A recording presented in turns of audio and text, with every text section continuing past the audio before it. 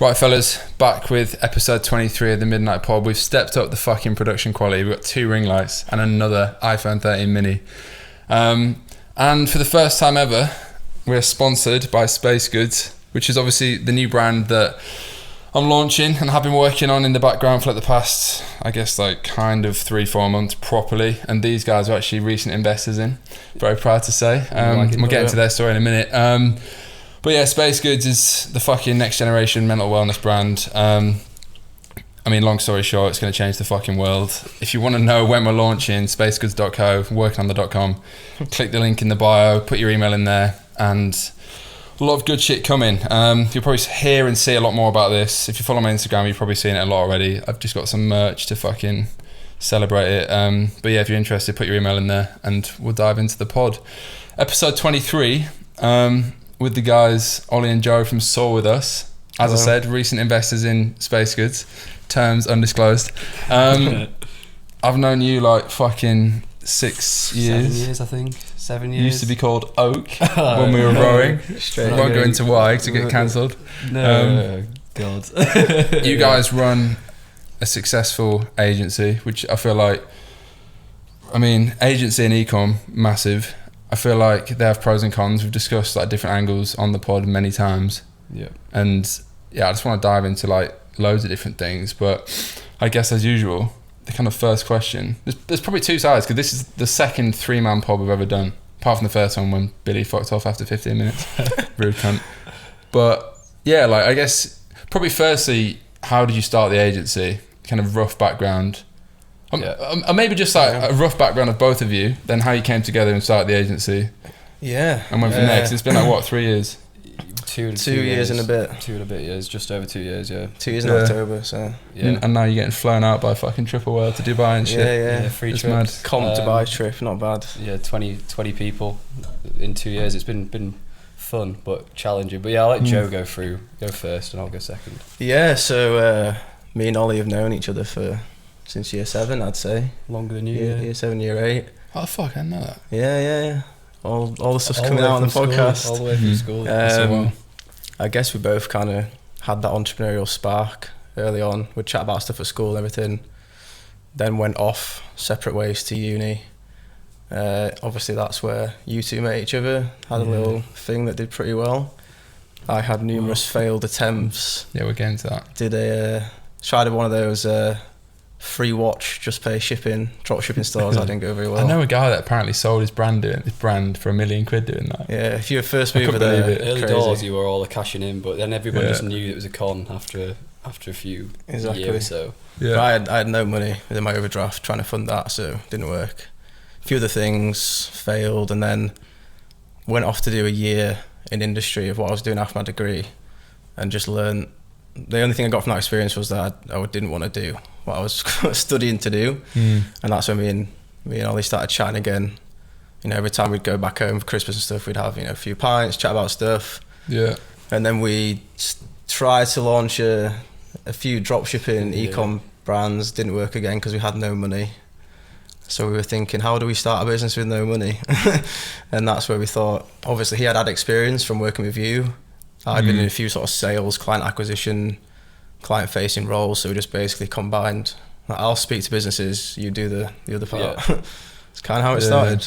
Just pull that mic down a little bit, it's going to fucking hurt your face. Yeah. I think fully transparent, the reason we did agencies because we had no cash. And obviously, if you're doing an agency, I knew you taught me a fair bit about e-com, ecosystem and stuff. And you can learn a lot about that from YouTube. So with an agency, you can just trade time for money if you've got nothing to start with. Like, we had a bit of cash, but we didn't have enough to. I feel like when we were starting, it wasn't as easy to throw a dropshipping store up and just cash in instantly. It's probably like that again now with TikTok. You could do that to a degree, but like when we started, we needed at least a couple of grand, and we didn't have that. So we were just like, right, let's just put loads of work in, call people, email people, like find someone who'll basically give us a chance of running their ads, pay us for that, and then we can take the money and build from there. And it's just gone from there to. Do you know about the bikini brand we tried to start? No, I don't. Yeah, we tried a few. That was the first attempt, wasn't it? We tried to pick something that was easy to market. Wait, sorry, when was this? Because I like to try and run these fairly chronological in my head, because obviously we'll go into our collaboration. Yeah, that's like this was 2019 summer of 2019, about August, just as I was finishing uni. Joe was finishing his place. His about to place my final year. I guess he did a similar thing to you. You did a year in industry and hated it, didn't you? No, I didn't. Did you not hate it? That wasn't me. Oh God, sorry. Sorry. No, I guess I did. Yeah, because I dropped out of uni originally in like late 14 when I first started. Oh, you loved it, didn't you? Loved it. You were the other way. Did you not? Well, no, because fucking hell, I've just created you here. I did entrepreneurial business management, ironically, for 6 weeks in Northumbria and Newcastle, when you went to Newcastle, because I fucked my A-levels. And then dropped out and got a placement in Mayfair, which I spoke about in episode 15, I think it was, which I liked, yeah. Right, okay. Got you wrong there. Similar, yeah. But Joe didn't enjoy it. It was rubbish. And then we were just like talking about trying to find something to do. We were just trying to find something to start. Knew we wanted to do our own thing. You probably set me on the path of doing my own thing, to be honest. If you hadn't walked into my life and pointed me in that direction, then I probably wouldn't have done it. But got the bug from that, and then we were just like, right, we'll find something. And then the agency space was the one that we settled on. Yeah. Went for it. The bikini one didn't work out. Yeah. We spent like a few £100 on bikinis and paying influencers. I might have heard about this a little bit. Called it Swimplicity. Good name. Nah, I definitely heard of that. Yeah, it's a good name. I think it's still on Instagram if you search it. It is a good name. If anyone fancies that, go for it. We'll sell the Instagram. So go back to how we met, and because there's quite a lot of e-com stuff there, which I don't want to skim over, and I feel like because it's chronological, go into that briefly from your perspective, and because looking back at that, I think about that a few times. I think, Jesus Christ, that was pretty impressive for the age we were at. It was the setup we had. I'd say it was heavily you led, not gonna lie. Well, like, we're looking back, when we met, I always refer to myself as a bit of a melt back then, if I'm honest. Like full transparency. Only back then. Yeah, only back then. But I met you in 2016 probably at uni, rowing, which you were. Everyone fucking hated the rowing episodes, but the point with rowing, I think, rowing and sport in general teaches you to be a fucking mad cunt and like just do shit. Do you know what I mean? Yeah. And, like that work ethic, which is why I wanted to put those episodes on, which everyone I think saw past that and just didn't like it because it wasn't econ, but they're missing the point. It's like consistently working on something over and over again. It's the same principles at a time, I guess. Which is what business is, I guess. Like doing boring, kind of sometimes taxing stuff at a high level. For this long-term goal. That was in 2016, wasn't it? Summer 2016. Yeah. You coxed our fucking boat in the uni championships. 2 stone wet through. 6'1" in the front, bowed down. Yeah, that was like the final year where sport, like rowing, was like my life compared to like entrepreneurship. Yeah. And then it's like kind of dabbled before, but it was never serious. Was still at uni just before I dropped out. So I remember having loads of conversations with you, half of them in the back of a Mini on the way to training and back, about you working on like leggings brands. Yes, I have wavy clothing leggings. brands. Yeah. I remember the wavy leggings was the one you told me about first, and I was like, tell me more. And we got, obviously, you explained the situation there, and I was like, I want to get involved. So I was like, I'll just help you for free, basically. And then we went from there to working together more collaboratively on the next project, which was loose arms is what we called it. I don't know, did you cover this in your first No, I didn't. No. This is the thing, I want to do an episode. I want someone to interview me for like the pre-Neon Beach scandal, because that's where this podcast history started, but there was fucking years before that. You probably need a hybrid, maybe me and someone else from London or whatever it is, someone from everyone loves speaking about themselves, so I'd love to do it the other way around. But you did, we did Loose Garms, which was proper dropship spec. It was like right in that kind of Geordie Shore era, with like Hero London had just become like massive. Like they're not just become massive, but they were like huge at that point. There was loads of brands springing up selling those like spray-on ripped jeans, like spray-on t-shirts, Six Silks, etc. All that. And we started doing like ripped jeans, and then the one that really booted off was the Sherpa jackets, like these fleece Sherpa jackets. I remember I've seen ads for those. Did I start the store Technically, it came in and this out. is when I just discovered Facebook ads in late 2016, which is probably like TikTok ads now. Yeah, you gave me that course by that Ben Summit. Ben Mallow. Ben Mallow, which I did. Yeah, High level course. One of the best course I've ever done. It's the only course I've ever done. Doesn't exist anymore. I got off the internet. Yeah. Tried to get in it about 3 or 4 months ago just to see what it was saying, and it's just vanished. Yo, fellas, quick one. First bit of promo for the pod. You may or may not have heard, I released a fucking ecom course a few months ago. Basically spent like 6 months making it because I was in between businesses, as you probably know if you follow my shit. I must say, 12 hours long, it's fucking quality content. I was going to drop it at like 1,500 quid with some bullshit guru-y webinar and all that rubbish, but as you know, it's not my main thing. I'm working on a new brand right now, very, very fucking much in the trenches, which is why I think it's actually a better course than everything else out there, because it's built on real experience of my brands in the past and my current one. I think it's super, super valuable. If you're interested in ecom, you're already in ecom, and you wanted to get into ecom, 0 to 1, starting a brand from scratch, then definitely worth investing in. Link is in the bio of this video, or podcast, Spotify, Apple Music, wherever the fuck you're listening or watching, and enjoy the rest of the pod. Legit. But we did that. Yeah, you started it, and then we did loose garms. We scaled it pretty hard until Chinese New Year, and then I was just basically dropshipping ripped jeans. That's what it was. Yeah. Back when CPM, like I think cost of purchase was like £2. Yeah, and then we scaled it too hard into Chinese New Year. Didn't know Chinese New Year existed. Yeah. Then I spent about 10 hours a day replying to emails of people who just hated me. PayPal holes, all that shit. Like a low-key version. I think we got it to what? Neon. It was about 50 grand a month in revenue while we were in uni, which is fucking impressive. Yeah. Looking back now. I was like 19, I think. You were, what, 20? I'd been 20, maybe turning 21. Yeah.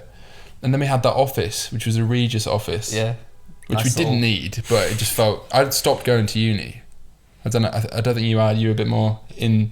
Yeah, family. I was more emotionally out of it. And then, started running ads, like I said, doing like 50 grand a month in revenue. Then we went private label, didn't we?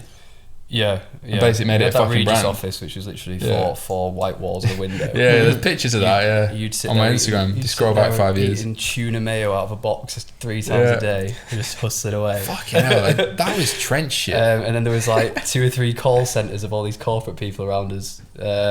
That's actually legendary shit. Then we went own label. Well, no, then we got a bigger office and we thought we were ballers. Fucking hell, the Toffee Factory. That was actually that was like Silicon Valley spec. That was lit. I know it was Newcastle, but the rent was like £1 a month. It's a nice little spot in Oosburn. And it was just us two in this like big office. Massive it was so stupid. It was like 1,500 square foot office, which doesn't sound massive, but it was massive for 2 DOMs. It was like us two with desks, and then like 4 meters of open space, and then just a table. Anyone on the watching, other side. go back on our Instagrams. I know I've definitely got a picture of it from like early 2017, which is fucking hell 5 years ago now. Yeah. But yeah, that was legendary. It was called Dusk. Then we changed the name to Dusk. Then we changed it to Dusk, and then we tried to private label it. We had like 3PL warehouse, everything. It was like proper setup. I remember just going through WhatsApp. I don't know why. I saw an image that you'd sent me about that time of like. Do you have like suede hats? Yeah, at one point. Yeah, it was actually pretty lit. Like, it was nice. I honestly think showed me all the samples. We were too immature. Yeah. It was actually a good business, like at the right time as well. There wasn't that many bedroom clothing brands. No, there wasn't. It was pretty high quality as well. We just got absolutely shagged by shipping costs from China. Yeah. We had to fly it all in. Yeah, I remember there being an unexpected shipping bill or something, and we basically had no money. Yeah. And then we got absolutely ruined. We just kind of agreed to part ways. And then we got sued, didn't we? Yeah, someone sued us for the name, which is someone because it was like we didn't do the trademark research. We just called it Dusk. Yeah, I remember having a back and forth. I'm sure you wanted to call it Space or something, like something very similar. It's like that midnight vibe. I guess all your brands have had that kind of vibe. Fucking hell, this is actually very nostalgic. I haven't thought about this in a while. And yeah, I think one of the problems was we weren't aligned in terms of position in life. I think you were very out of uni. In hindsight, if I could go back, but like hindsight's a beautiful thing. I didn't do it, so can't really regret it too much. But I probably should have took the plunge as well. Would have been the next fucking Gymshark. Yeah. What could have been? Could have, would have, should have. We'll do it next. Yeah, you'd have been. Well, yeah, that's the thing. Like, my office job. Don't regret it at all. It's a learning experience. But we weren't aligned on. I think motivation level from you is probably higher than myself. you were probably more mature in a sense, definitely more mature, and kind of knew what you wanted to do, whereas I didn't. I'd emotionally left uni already. Yeah. I didn't even give a fuck about any of the mates I had there. Like, yeah. Whereas yeah, it was a weird time looking back. Like, I didn't want to leave because my grandparents might have disowned yeah, yeah, I remember that. me. And then it got complicated. I think I remember. Probably won't go into it too much because one of your mates put some money into it. Yeah, he might watch this, but yeah, he did. It was in hindsight, we didn't know what the fuck we were doing. No, it's naive decisions, but again, a lot of learning. If I hadn't done that, we probably wouldn't have got to where we are in the agency. I don't think. Yeah, because like the You ecom the skills, didn't you then? Yeah, like the ecom knowledge that I gained then, and just the not even like the direct knowledge then, but like the knowledge of the ecom space to know what to research and to know what went into running a successful ecom business, is given me the ammo to like advise people at a much higher level when we're working with them as clients now, compared to if I was just running. The mad Facebook thing ads. with that, looking back, is that was like building a brand way before I get into like drop shipping scale. Yeah, it was brand. That's the thing. It was Like, a pretty decent brand as well. everyone now is like, oh, I'll just drop ship on TikTok, whatever, to make bread to fucking start a brand. But that was a brand. Yeah, Like when- Luke fucking Hemmings bought our shit. Remember that from Yeah. 5 Seconds of Summer? Yeah, it was But like, pretty mad. he's got like 10 million followers. Maybe he didn't pretty tag gas us, but he when posted happened. it. I was like, fucking hell, what's going on here? This is a legit thing. Sherpa jackets, man. They were We absolutely ahead we of our ripped off time. Fear of God, Yeah, didn't we? yeah. Jerry Lorenzo's Fear of God, which was like £1,000 jacket. They were fucking ahead of the time. I've never seen They that. went wild. That was actually like some innovation. Couple of my Sherpas mates have everywhere still now as got well, them. isn't it? Still got the Dusk Fucking hell, jackets. yeah. That was actually quite a creative brand. Yeah, you were always very on. You've always been good. You've always been pushing and being good at going for the branding. Like, you never wanted to stick in the dropshipping space for too long. When we were doing that anyway. I don't know about future ventures. Yeah, like I'll have to do an episode on that. But yeah, I guess then ultimately to conclude that section, yeah, like we effectively just. I didn't speak to you for like 2 years. Yeah, we basically just we amicably agreed to close down the business, didn't we? We just sold off the stock, whatever money was left in them. I don't even remember. I literally don't remember. I think we got a few grand out of it. Yeah. And then we just moved on. And then We just shut it down. I didn't speak to you for like, what, 2 Yeah, because that's 3 when I went years? travelling and started the whole drop shipping, fucking living large for 2 years thing. I did a dissertation and Yeah, I thought, who is this civilian? That's what I thought, honestly. I thought, got out the other fucking side. Not Really? made for it. Yeah, did 2 years, got out the other side of uni. Then once we got going in the agency, I got back in touch with you, I think. yeah, well, we'll get on to that. That was a bit later on, I think. Yeah. That'd have been start Summer of 2020, Start of March, 2020, yeah. Full circle. Yeah, so that was our background. What happened? So you finished uni in when? When did you finish uni, both of you? You I finished finished 2019. 2019. I finished 2020. Yeah, you finished a year after. You a year younger, or you No, I did a into gap it? year. Yeah, Did all the travelling stuff. And then a placement year as well. yeah. So you had an extra year at uni, didn't you? And Yeah, then I switched courses at uni, so I did 4 years. That's how I met you. Yeah. And then, so I finished a year later than everybody would have in my year, and then Joe finished a year later than me. Yeah. And then whilst I was doing my placement, we started talking about business ideas. When I'd go see my girlfriend in Newcastle, because she was at uni there, I'd meet up with him because he was still there. Where did you go? Loughborough. Fuck me, why'd you go there? It was the only... I just assumed you went to Newcastle. I don't really know your background. It was the only uni that offered a BSc in economics as opposed to BA, where I didn't need a maths A level. Isn't it where you go if you want to do sport? Everyone says And other than that, yeah. it's shite. It's good. It's like That's like my perception. top four uni. Is it? Is it Yeah. Russell Group? Yeah, it's pretty good uni. No, but it went from like 15 when I Is started. it like to middle of top nowhere four. or something? Like, so there's It's no like near nightlife Nottingham. and shit. It's pretty rural. Yeah. No, it's good. A lot of people do sport there. You get all Olympians there. It's got the biggest gym in Europe there or something by floor space. But yeah, basically, we started linking up when I'd go see my girlfriend in Newcastle, and then meet at this little coffee shop and talk about stuff. Yeah. And then he was doing an internship at like a SaaS sales Yeah, I did company an or something. internship at a SaaS company, pretty good SaaS company, and that taught me a lot about like again more about like systems and processes. They were so like well organised as a company, which was interesting. But yeah, they were making ridiculous amounts of money. You got a Shopify chain to go off. No. That might be one of our client stores. Oh, I swear I just said that. I was checking something on the way up here. Someone tweeted the other day. You know when you turn the Turn the Shopify ching off. Shit's getting real. And I was like, that was us in 2016. Like, we're well ahead of this Twitter sphere. I've been in the game a while, fella. It's like crack. I punch anyone that has that shit on. I didn't mean it's because you shouldn't be in the same room. It's even worse that wasn't even mine. It's clients. Shopify. That's funny. Just got it on. Claim it. So I completely changed the subject. But it's all good. What were you saying? And then whilst you were doing your internship, I was on my summer break. I was going back to uni in October, so we just hustled hard for like 6-7 weeks. It's pretty funny in his bedroom, doing like hustled on what, on the agency at this point? Yeah, we just learn off YouTube, like how to get clients. He already knew the Facebook stuff. So had you finished uni, or were you about to finish uni? No, I was in the summer break from my 3rd to 4th year. And you finished? Yeah. Well, I'd finished, but I was doing an internship.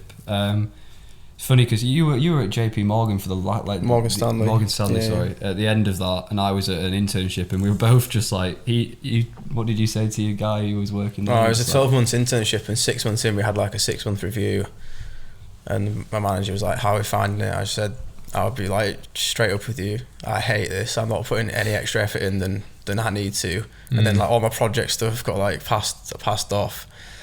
I was meant to work on like a dissertation for uni, and I just bullshitted and said, I need like 5 hours a week to be able to do this, and all I'd do is go into like this private room and collect leads to contact for the agency, and then call them like whilst at work. And I'd do the same in the SaaS company. I'd have 2 screens, my boss is to my left, so I'd use the left screen, and I'd have a spreadsheet.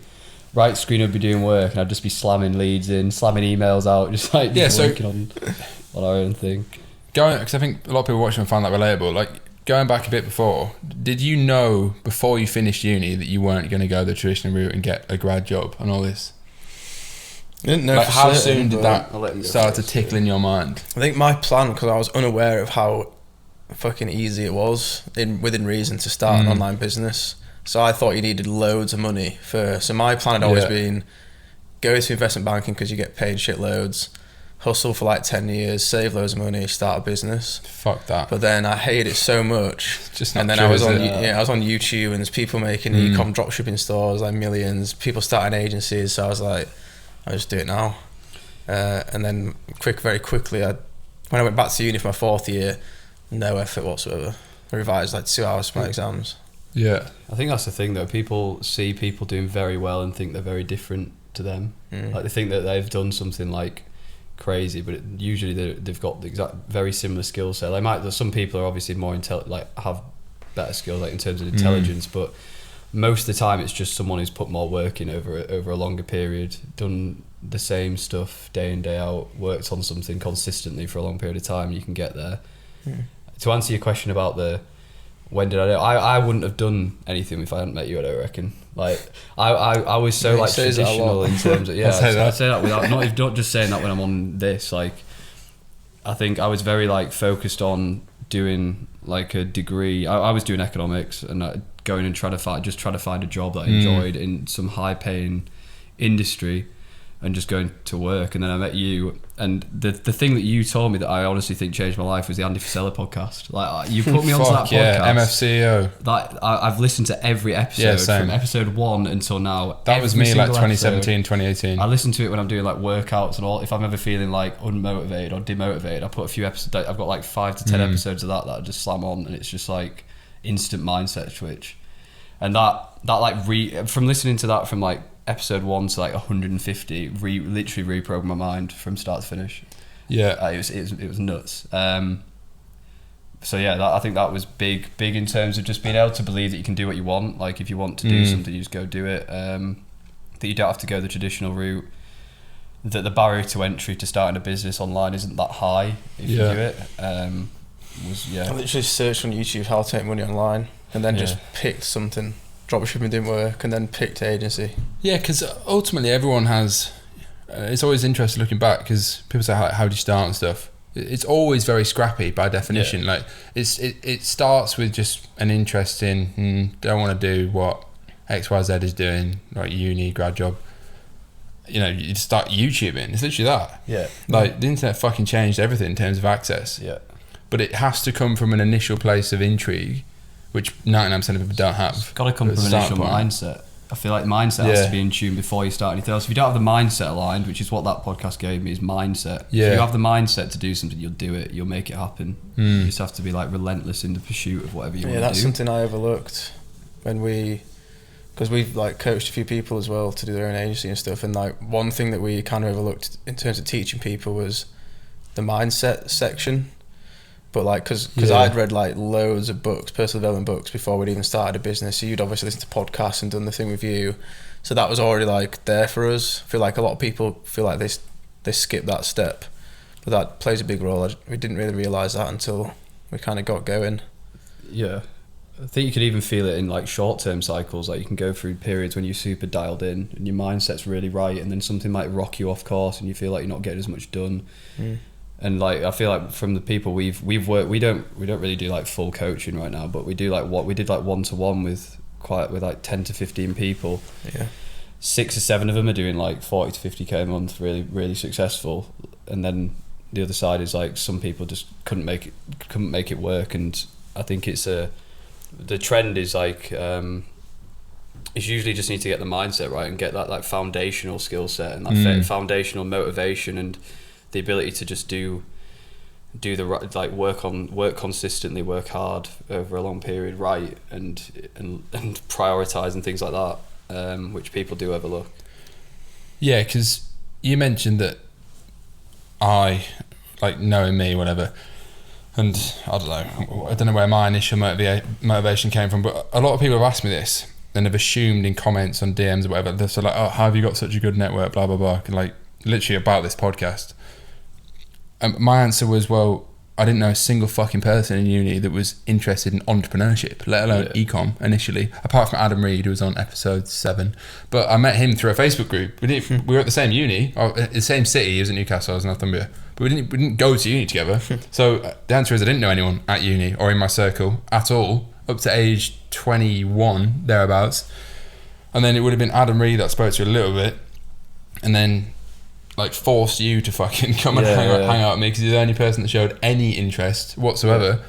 So like the answer to that is you don't fucking know anyone until you like try and know people by putting yourself out there in like Facebook groups and shit. Like you have to start with like small basic like cringe shit. Yeah, you have to make steps to Dons are like want to wake up with fucking every mate is Elon Musk. Yeah, it doesn't happen like that. I think it's worse in the UK though.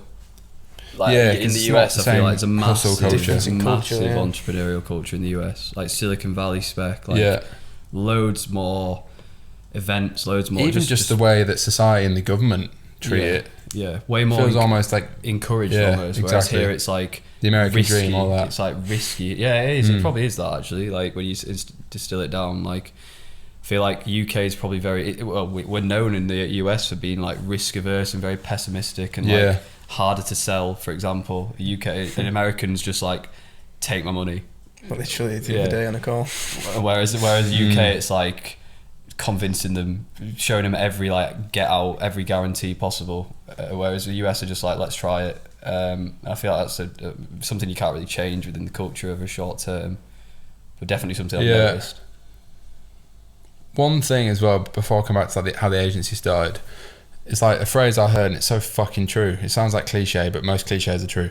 It's like experience breeds confidence, and there's kind of a few ways to interpret that. But like firstly, like if you don't fucking know anyone or even speak to anyone online that I don't know has started an agency or started an e-com brand, in my case, like initially before we started Dusk, I was in this Facebook group with a guy called Murray Edwards. It's like I don't know, one of the OG like fucking gurus in that space, some Australian don, and that's the only place I knew people. That's how I met Adam Reed. Cashed in. Then I just joined a Facebook group, and then you see people making money online, which because you need the most basic proof of concept. They are making money online. Oh fuck me, that's amazing. Because I was working the burger bar when I joined this group. Like it sounds fucking like exaggerated, but literally, and that was the last job I ever had, other than like ecom. So yeah, like everyone needs like those levels of experience, reference points. Like it seems ridiculous until you meet someone that's done that, and then obviously it levels up over time. Yeah. That's what happened to us. We kind of so we watched all these gurus on YouTube, and you know how it is when you just think everything's bullshit. You think they're scammers, too good to be true. And they're making money off the course and everything. So but we just kind of put our faith in one and bought one. Yeah. Got a PayPal loan for £1,000, no interest, to pay back over 6 months to get this course, because we'd been using free YouTube stuff and hustling and getting no results from end of June to like September. So we were doing like 50 to 100 outreach, cold calls, DMs, emails every day for like 3 months with 0 results. Yeah. So that's when we decided to buy the course, and it did help with the structure and stuff, but that's one thing I think a lot of people miss out on. It's just, you got to be willing to do like 3 or 4 months of nothing before it starts getting traction in some scenarios. When was this? Sorry, just like 2019. to paint the picture. So you were still in uni. I was in my summer break from uni. You'd finished uni. I finished my placement. Did you ever think about getting a grad job? No, my parents slated me for so long. They were just like on me all the time about when you're going to get a real job. So had you decided to start a business of any kind, which ended up being the agency, before, basically? I started just before I finished my dissertation, I somehow got offered a job to come back to the placement after uni, even though I'd given up for 6 months. And I turned it down in the past, like the last... They were desperate for corporate pretty much. people. It was so draining, man. It was just spreadsheet work. But yeah, for the last 2 months of that placement, we were doing that. I was getting leads, cold calling stuff. Actually managed to book a meeting while still working there. And the people in the office, it sounds like bullshit. We're like, oh, it's not going to work. It's not going to do anything. But there's one of the guys who opposite me was just like so cynical. You could just tell he hated his like job, and he would like be like, Joe, give up, man. Like, you're not going to make it. Like, it sounds like cliche. It's like an American film. He was a bit, it was a bit of banter as well. He was a sound guy, but also like I was just there like, nah, trust me, in a year I'm going to have like, I'm a millionaire. Got all this stuff. And I literally decided at that point, we're going to start a business over summer. And I said if I drop out of uni, if I was earning more in October than I was at my placement, and I was like a few £100 a month off, so I didn't drop out. But I wish I had, to be honest. Right, yeah. So we've gone through the fucking historic background. Let's get on to the agency shit, because I feel like everyone watching right now is thinking, shut the fuck up, talk about agency. When did that start to work? You said 3 months of outreach and shit. And by the way, at this point, are you 3 months having left uni and it hasn't worked, and you told your parents you're starting a business? 2 months, I reckon. 2 months of that. It wasn't not working. Like, we'd acquired a couple of clients, but it wasn't like I could fund my life. No, not from. Got our first client in August. Yeah. And we started in June. But the client August 2019. Yeah. The client paid us £200. Like, absolutely nothing. Between the two of us, and we had £200 out to You were still in uni? Yeah. I was about to go back to uni in October, And did you do that? I went back to uni. Yeah, I went finished uni. But I just literally put it on the back. By the time we came out of uni, we were doing like good enough numbers to justify not getting a job. 20k a month or something. Yeah, so decent numbers. Just it started working. It started working fairly quickly. Like, for us, like, all we saw in those first few months was proof of concept. Like, if we can acquire a business or a couple of businesses, then it proves that people are open to this. Like, I think people get caught up very much in like the online world and think that everybody knows how to market, but like there's a lot of businesses out there who have no idea how to sell to people. And there's a big skill gap, a big knowledge gap, and there always will be in some way. You just have to find a way of plugging that to have a successful service business. Like, all it is bridging the gap between like someone who needs something and someone who can't do it. Like, you just kind of come in there and provide that. Regardless of what it is. How conscious was the decision to start an agency? Like did it start as, I don't want to get a grad job, I want to start a business, therefore I can do X, Y, Z, one of which is agency? Was it just like YouTube, Google spec? Yeah. It started with we want to start a business, we've got no money. Yeah. And like, don't want to go the traditional route, let's start an online business, can't afford drop shipping. Don't really want to do something long tail like affiliate marketing or like SEO or something where we have to put 7 months of working, because we didn't have that. And he knew Facebook ads, so. And obviously I had the experience from you, so it was a good link up. So did you never think drop shipping or e-com brand? Yeah, we just couldn't afford it. Not the money. We had we had to take a PayPal loan for the course. Like, we didn't. Whose course was that? Jordan Platten. A guy called Jordan Platten. You need to put a fucking affiliate link on this. Shout out. Yeah, it was a good course. Helped us out. Yeah, I've heard of him. Course. Someone said I should get him on the pod, but like, the thing is with agency courses, like, to be honest, they're all the same. Like, the way to acquire clients is like it's a simple formula. Like, there's there's nuances within it in terms of like, all right, we're going to try a different subject line, we're going to try a different outreach approach, like sending video DMs versus sending normal DMs. We're gonna lead with more value versus just sending loads of like simple messages. The principle is the same. The course is going to teach you the same stuff regardless of who you take. I'd just try and find some ones that you align with most. It's like, so skills. why did you choose his? Just saw him. I think when you searched, Yeah. I think I literally searched SMMA UK. And this is after you'd already started and you thought, fuck, we need help. It was like, shit, we'll waste loads of money on bikinis. Yeah. We need something that costs no money. And he was the only person at that moment ranking on YouTube who was British and SMA, everyone else American, and some of the slight differences I didn't quite like. I hadn't seen him, to be fair. He was starting off, he was quite a beginner then. His whole thing was called something different. He wasn't like massive, but it was cheaper. Pretty cheap. Yeah. But like that course basically just structured everything that you can get on YouTube for free, which is why it was helpful. Yeah.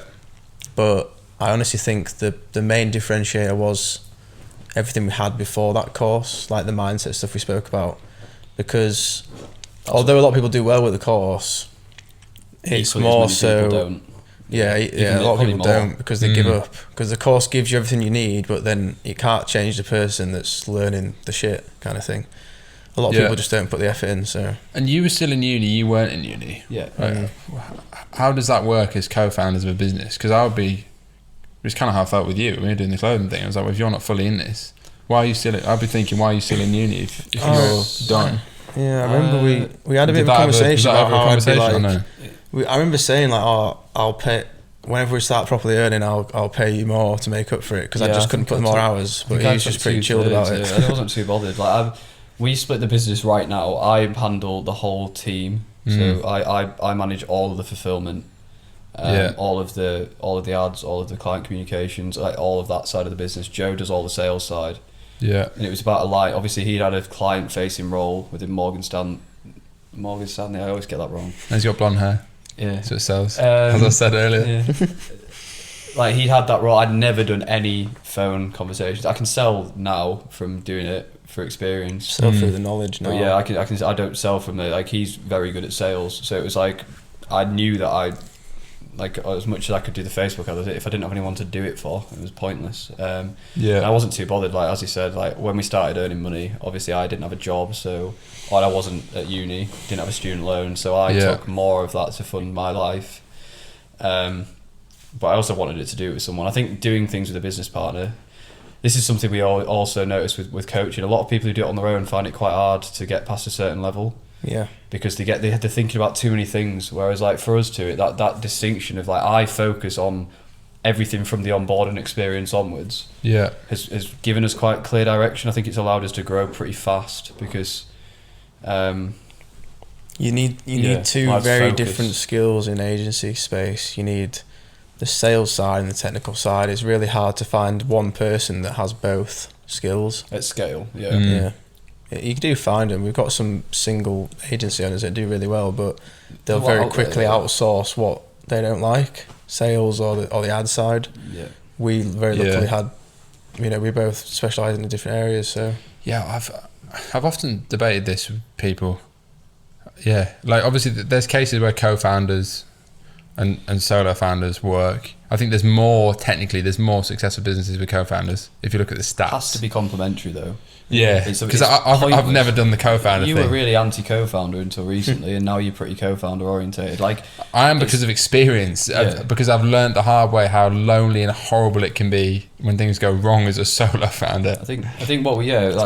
Like you've got someone to lean on. Like if you don't feel motivated, it's like you're not even motivated. If you're having like everyone has off days, don't they? Off day. It's like easy to bounce off each other. It's easy to pick each other up. You've always got someone who's probably. It's very rare that you're probably both going to have an off day. Someone's going to be driving forward somewhere. It's about finding people who complement your skills, I think, and you enjoy working with more than anything. I think. It's easier to focus on certain elements if you've got two people. You can split things out quite nicely. Yeah, it gives you different perspectives. Like there's benefits, but there's also the negative. But the negative for me is probably the only negative to not having someone else in business is to having someone else in the business is probably monetary. Yeah. And maybe It's a bit split of, it, yeah. and maybe a bit of like decision making if you don't align, but we don't really not Never align on really. things. Yeah. It's a very good rare. relationship. Yeah, I definitely think agency has a clearer distinction between two parts than something like ecom. When I've tried to persuade people who wanted to start off by themselves, and I've said, you will be more successful. Yo fellas, quick one. You may or may not have noticed there's been a bit of merch, so to speak, in recent episodes. We've got two different things. We've got some of the retro style OG Neon Beach posters that I designed like 4 years ago. You may have seen that on my Instagram. And then we've got some of the best selling OG viral style neon signs that basically did start that entire craze about 2 years ago now. So yeah, if you want to add something to your home office, your living room, just anywhere sick basically that you want to add that extra thing to and support the channel, then you can check that out. Link is in the bio, midnight.co/shop, and yeah, just an aesthetic item to complement the process, I suppose. Cheers for watching and enjoy the rest of the pod. You will likely be more successful with a partner. They've been like, oh, but I got to split it 50-50, but it's like, would you rather have 50-50 of something or Yeah. 100% of nothing? It's Alex Hormozy always says, like- would you rather have a whole grape or a slice of a watermelon? Yeah. And that's like, I that's a really I good didn't know you saying. said that. That's a fucking really good insane. saying. That's Like, good, you'd actually. rather have a slice of this massive piece than like grind away. That is the approach I've taken with going down the fundraising route, Yeah. which we can definitely get onto later on. I think that's Yeah, I'll relevant. ask you some questions. A Yeah. bit of, a bit of flip round. Yeah, no. Yeah, so what does it look like then in terms of like living situation for you? Like, so you're 3 months, you left uni, you start the agency, you've been emotionally committed, you've gone balls deep with £1,000 PayPal loan, which is fucking hefty. Like, you must have been broke, I was bro. on edge. We were Sleepless broke. Well, no, nights. to be fair, I say that. Like, I remember crying when I got a $2,000 uni grant because I was like, "Fuck, I got money." No, I'm being Yeah. serious. It's all Like, relative when you. I don't come from poverty, but my parents didn't give me money, Yeah. so I had no money. I remember people like making sure people pay me for £1 if I'd like bought some like a sausage roll from. Yeah, legit. I was like, I need that £1. We went to uni in the north. This is trenches. All these cunts watching it live down in like Watford and shit. You don't know. Yeah. It went crazy fast. Yeah, you. I I was working out my parents' converted garage, proper box, like had. Yeah, 4 yards wide, 4 yards long, like Yeah. proper square room. Oh, it was pretty unhealthy. Like I'd wake up, move 3 yards to a desk, sit there for 6 hours, get up, walk back, what, in your bedroom? go to bed. Yeah, Fuck, so yeah. bad. That's trenches though. 6 yards is pretty. no, I don't think it was 6 yards. 6 centimeters. Yeah, Yeah. it's probably 2 steps. 2.5 yards. And I did that for like 4 months. Just obviously when we started, I just slammed outreach because we didn't have any clients. Yeah. I was It slamming. wasn't 4 months. It was longer than 4 months, wasn't it? Yeah, probably. I was in that for longer than 4 months, but before we got traction, it was probably 2 months. Oh, and we yeah, started sorry, getting yeah. some traction, so it felt good. So yeah, just in that room. I Yeah, get so- dropped off at his. In Remember, some I of the, brought a chair round. yeah, you'd roll up. Were you still committed to uni at this point? That was in the summer. I did that. I'd go down to his every day because it was Summer 19? not every day, 2019? most days. Yeah, summer Yeah. 2019. But then, so, Then went back to uni. yeah. I was living with like 4 mates in like a big house, proper student house, proper shithole. Yeah. Proper Love like to hear it. student life as well. But Yeah. I'd just be like not going out on weekends. Like they say to me, "Oh, I could tell that you could do something because you just like never go out towards the last few years." Yeah, I started doing that. Just wasn't interested. I remember when you started doing that. Stopped giving a Fell fuck out about with trying to all your shag. housemates. Well, I had a Girl, girlfriend like, I what the worked through fuck are you uni. It doing? was I was great. like, mate, I'm in a Facebook group learning about Facebook ads. Oh, Greta. Yeah, I try and explain it to her and Shout stuff. out and- Greta, yeah. I lived in a house of 9 people with 5 girls and 4 boys. Imagine the sexual tension. And it had a hot tub in the house Oh god, Yeah. in Jesmond and Newcastle, 48 St George's Terrace, that's jokes. if anyone's watching from there. That's where we can. But yeah, we had that conversation, like I said, of like, oh, you by default have more time to commit. Yeah. But then very quickly, so we started getting traction just as I was going back to uni. So our first client was like a local. She knew my mum, paid us £200. She owned one of them them hats that people wear at the races, Yeah. like fascinators. What they're Yeah, called. that's what they're called, yeah. She owned one of them, a local store. Fucking weird posh shit. Yeah, like it was really, really out there. It was just really hard to get results for with £200 I'd spent like. Proper just Yeah, it Just was take the fee and for a pretend. month as well. I was like, not gonna happen. But then off the back of that, we then got a fireplace and stove shop in my town. It was honestly take what you could get at Yeah, this point. yeah. Like, And we they- got results for them, to be fair, and we got results for both. Was of this them, on actually. social media ads? Yeah, Facebook, yeah. Instagram? Facebook ads, yeah. I went in. Just Facebook ads? I rang him up and was like, local, work with these. You know, can I come in? Went in and met him. Pretty cool guy. Sold it on £500 a month. I was so gassed. Just like, oh my God, this is like proof of concept, like you said earlier. Like, if I can sell this guy on that, you know, what else can we do? £750 ad spend. I absolutely smashed it for him, to be fair, but he didn't have the sales process to follow up on the leads. Yeah. But then after that, you DM'd some. I started lighting up Instagram DMs for clothing Yeah. in the UK, and I I think I adamant just, on the e-com. I just started getting. So you didn't start thinking ecom? we just started even in thinking 2019? business. We started Yeah. just being like, how do we make money? Like, what's the lowest? Who the fuck will pay us? So it was like Who- personal network, obviously, like, local. We weren't just like who would pay us. Like, we wanted to get people results, and we got results for everybody we worked with in those early Yeah. stages. It wasn't just like take people's cash and not do anything for them. Like, it was obviously they had to have something that would be able to sell. Yeah. But I was just, from there I just started slamming Instagram DMs. But I think we got it on it quite early, and I was just getting replies from, I still believe there's an element of luck to outreach. It's hitting someone at the right time when they need the service, when they may be switching agencies. That was our first client, was Look. And, I like- literally said we had a chat this morning and you DM'd us. Yeah, That was it. it's like yeah, we signed a couple of clothing brands for like 1 to 2k a month, retainers each, and from there we just started acquiring. we had a meeting yeah. in London with this vintage football kit. We had no retailer. money, Zero money. We couldn't afford the train down, really. so I drove down So in my we- C1. Citroen Yeah, I remember that that car. wagon. Fucking parked legendary. in Yeah. Watford, and then got the £10 train into London. And then met him in this bar, got a bit loose, spoke about football for 2 hours, ended up getting him on a free trial for the first month, and if we did well, they'd pay us £1,000 a month after that, and then kept him for 2 years. Got Do, him, like, do you not think, like, 40 quick ROAS. side note, like, looking back in, like, at the fucking, like, broke hustle times, they always, they're the most beautiful in hindsight. I wish I'd documented more. No, I feel like 100%. everybody gets to a point where they It say sounds that. cliche. Again, it's cliche. It is cliche, but it's fucking true. Yeah, Yeah, Like, it's funny. I mean, there's so many examples. I'm sure we all have, but yeah, they're the most special times. Like, they're It's the the shit work. you'll write about Yeah. in 20 years when you've got a fucking 100-foot yacht and 17 Latinas, or a family in a nice house in the north, whatever it is. One of But the two. like, that's the fucking magic of the trenches. Yeah. I've got some videos from And like, that. you never lose that mindset. You can be in the trenches in a nice flat in London, like I am right now, but Again, like the real trenches, Yeah, I've referenced that. that's where Alex characters Hormozy are built. once, but that Alex Hormozy said he did a video the other week. It was like, hard work is the goal. Yeah. Like most people think that the outcome, but you'll never be fulfilled by the outcome. You might be for like a very short. I feel like you've been through this, so maybe you'd be quite good to reflect on it.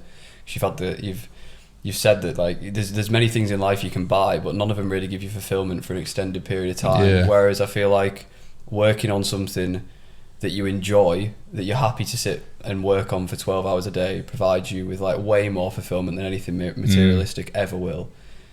So that's why I think that saying is like, that hard work is the goal. Find something you're willing to work hard on consistently for a long period of time and detach yourself from the outcome, and you'll by default be successful. Yeah, Because you're working harder than everybody else, and that's what you've probably found with the brand now, because you'll probably find that you enjoy working on that. Obviously Neon was kind of that, to be fair. That was a passion in terms I of just the got branding. fucked in the arse. Yeah, like you probably, if you'd done things differently there, that probably could have been that passion project that become ridiculously big. But I feel like you found that again with Space, which a lot of people probably wouldn't be able to find two of them in even a lifetime. So it's like, Well, three big brands, like, yeah. well, big-ish. I just got to do it a third time now. so I think that's quite like a thing that not enough people try to pursue. Like, a lot of people pursue money, car, It's social media, isn't something. it? Like, Yeah. it's people have become obsessed with the a idea highlight of. reel. I said it in like episode 18 or whatever. Fucking, I feel like even more now, like young entrepreneurs, particularly guys, because most of my guys, that's just the fact. Yeah. Like, they're just looking for a way to, how can I never have to work again ASAP? I.e., how do I make enough money so I don't have to work? Yeah. Whereas what they should be doing is, what can I work on 15 hours a day that doesn't feel like work? And that's how I'll get rich enough so I don't have to work, but I still work because I want to. Yeah. That's what the most successful people do. Yeah. like retired, like people who seek not these early cunts that are trying to retirement. do some rug pull Yeah, because they don't want to work again. Yeah, it's not That shit sustainable. don't is it? work. no. I think people as well get a bit mixed up with what passion actually means. Like, I wasn't like, I'd wake up and be like, oh my god, I can't wait to like cold call 50 people. It's not like it's not like passion like that. It's just being able to cope with doing something so much, like you said, so it doesn't feel like work. Yeah, It's not like you need to love absolutely every minute, because one thing I struggled with when I started was, I'm not passionate about anything. Like, I don't absolutely love doing anything, but you don't have to be like that passionate. You just have to be able to do it to a level that you can actually be consistent with, because otherwise you give up. yeah, But you don't have to spend hours trying to think, oh, you know, I really like this, really like that, and then try and do something, because it's sometimes impossible to find that thing that, you know, makes you feel like amazing all the time and make a business out of it. yeah, I agree. I agree. I also think Thank there's you. something to be said about a lot of people in the entrepreneurial space not actually optimizing around what they want to do. Yeah. Like, we've got a big team. We've got about 20 people, and we've been having a lot of conversations recently about like where do we want to take the business. And I feel like a lot of people think they want to chase like £10 million months, but not enough people could take time to reflect on what that would mean for the lifestyle and whether that's actually what they want to optimize around. Like, we were like, do we want to have an agency with 100 people? Does that align with like how we want to live our personal life? And it's like, the answer right now is definitely no. Yeah. And I feel like taking time to step back and be like, right, because that's what, like, the business is like a vehicle to a lifestyle. That's why most people start them anyway, I feel. And but then once people get into the trenches, they don't step back and be like, does this align with the lifestyle I'm pursuing? Is this actually providing the vehicle to get there, or is it just like an endless train to like some outcome that I don't actually want, and loads of stress, and like bigger isn't always better. So I think like, yeah, there's a lot of that around. That's and I what feel I mean, like that ties to passion in a way. Like, you need to find the outcome that you want, and then I think you also have to get in the trenches to find your passion. Yeah, exactly. You know what I mean? Like, because Yeah. you've got no experience in said definitely. niche, you just have to fucking start. Like, it's like, you don't know if you're passionate about brand building if you've never fucking even opened a Shopify store. Do you know what I mean? Yeah. It's like people are passionate about stuff they don't kind of realize. Like, I wasn't passionate about sales or like selling, marketing. I just enjoy talking to people. Yeah. And like learning about people's stories and networking with people. Like, I don't, you know, go to careers fairs at uni. I just like talking to people and hearing about the story.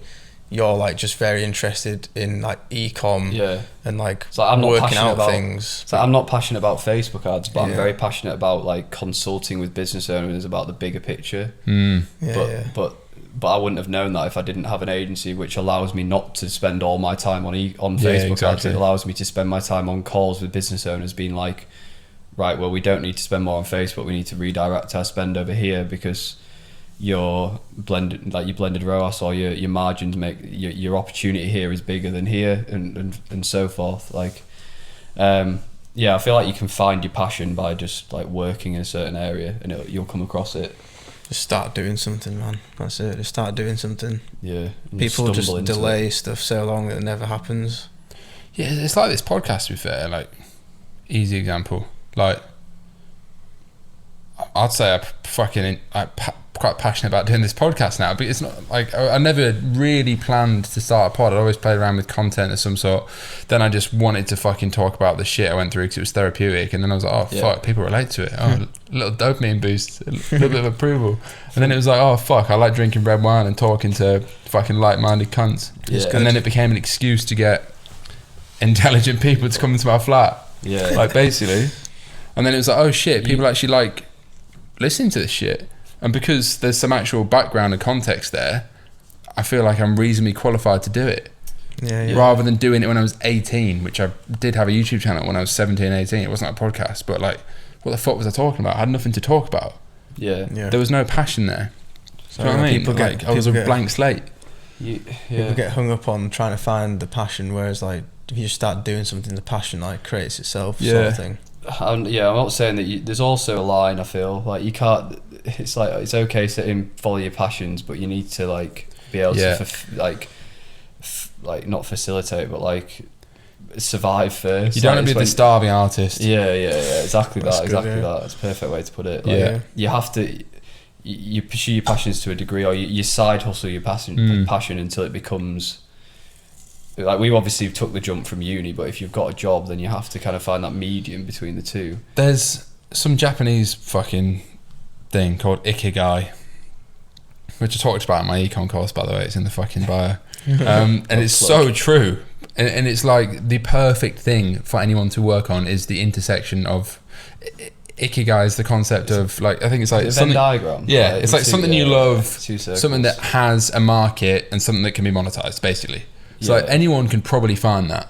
Yeah, you're meant to draw 3 circles, aren't you? Like money, passion, and like exactly. skills. And so then it's you like, find the thing that's in the middle, ideally. Example, like if some fucking Don's watching this, I don't know, like, I love Xbox, but my mum says I can't get a job in that. Oh, I don't know. So for example, you love Xbox, there's a demand for, I don't know, gaming retailers to fucking do Google ads, and that can be monetized. And actually, like Google ads, because it's kind of a lot of the same skill set as gaming. It's like on a computer and shit. Like that's one example off the top of my head. There's probably a billion others, but you, like, just Google it, Ikigai, and it will make a lot of sense for a lot of people. Yeah, and I've seen that's a people good going through that process. framework to use for that.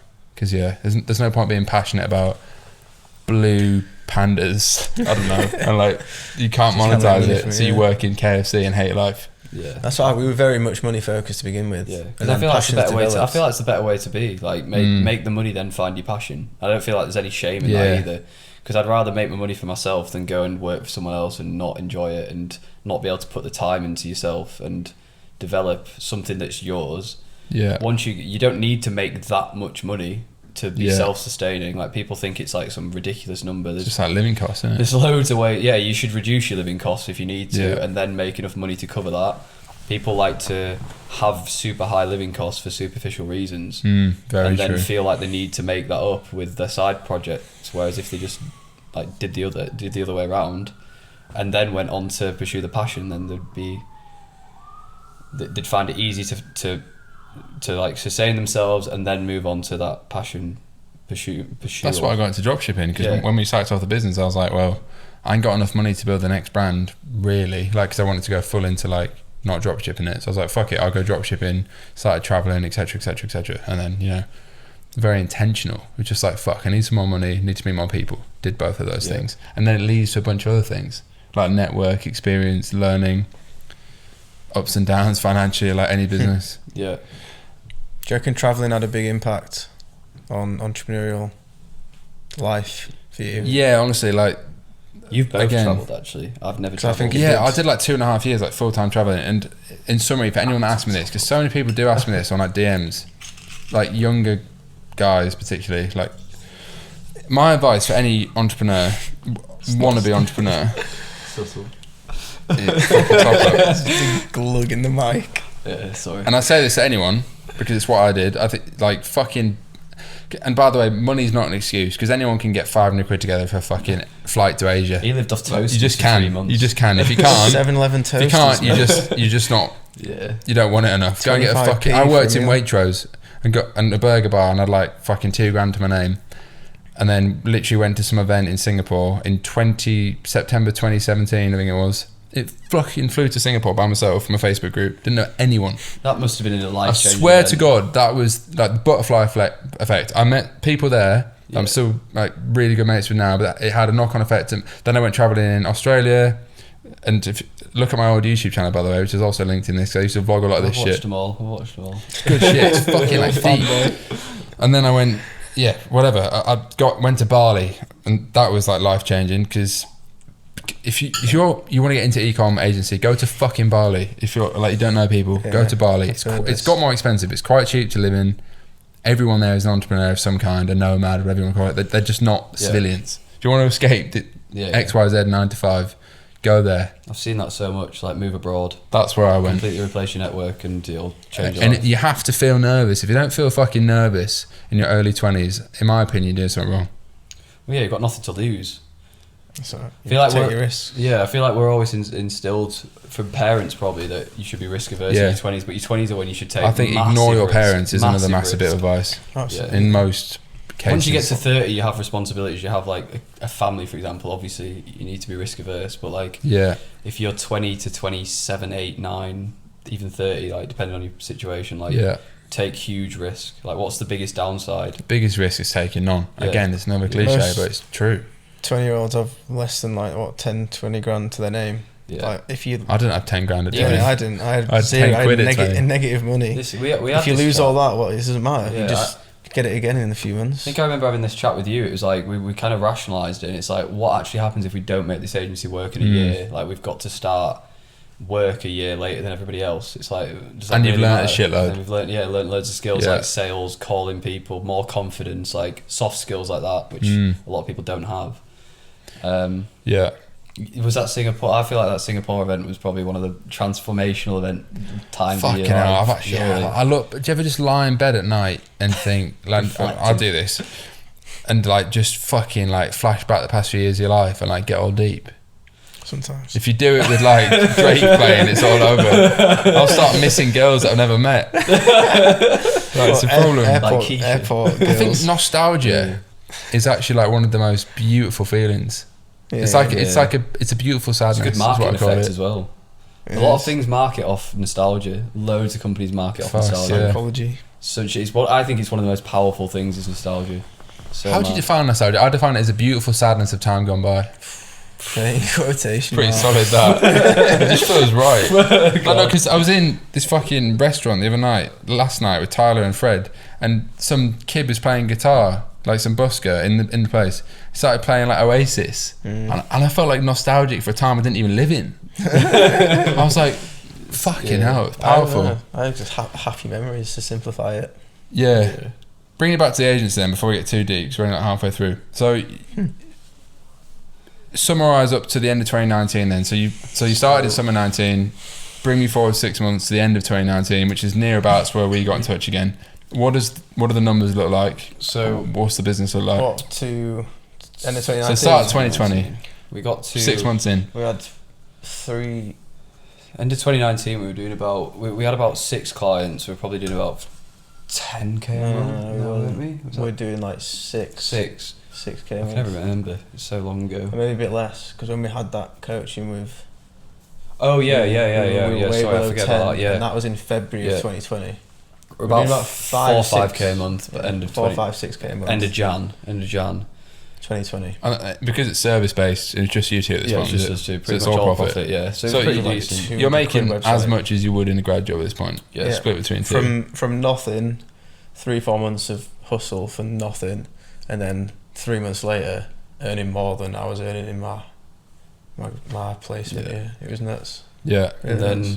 we went from there. From there, it was pretty like rapid growth. Mm. In 2020, we like hit it pretty hard. We went from, because COVID hit, and like there's no doubt COVID had a massive positive impact on our Oh business. fuck yeah. It had a massive positive impact Whole on e-com. everything Yeah. in e-com. April, Everything. January, February, March, April, May time was like bigger than Black Friday for a lot of brands Yeah, in the first popped. lockdown. Yeah, I remember April to July 2020 Yeah. were the best months of my ecom. When we were running midnight, we were cleaning some serious profit. Yeah. Cleaning doing like some $1 million a month serious combined, profit. like Yeah. for the two brands, more than $1 million a month for like We were- 5 yeah. months. So we scaled pretty hard. Then we were doing like 50. Well, I don't really mind sharing numbers if you don't. Don't think it really matters. We were doing like 50, 60k a month pretty consistently. Mid Mid 2020. 2020, I think. Yeah. through Mid the- Wait, so you went 2020. from 6 grand a month to 60 grand a month in like 5 months. 5 months. Yeah. When we started coaching people, I remember that was like April. We were doing about 20k a month. Then from there we went from We had by yeah. like end of summer we were doing like 50, 60k a month. Yeah, because you came on to manage both my brands in, I think it was April 2020. Yeah. We had some big some And we were big like, numbers. I was like, oh fuck, you're not a civilian. You're doing some shit. Yeah, that was You my were first our one. And biggest that was the client, perfect by time the way. as well, because yeah, Midnight was getting like a 4x ROAS. Yeah. It was like Some filthy especially profitable. on jewellery, that was absolutely outrageous. Yeah, because the margin's so big, and that's when Neon just started to properly fucking take off, like pre-problems. Yeah. You were our biggest client by Yeah, a mile. Other than one of the We were like, Yeah, we need another Neon. yeah.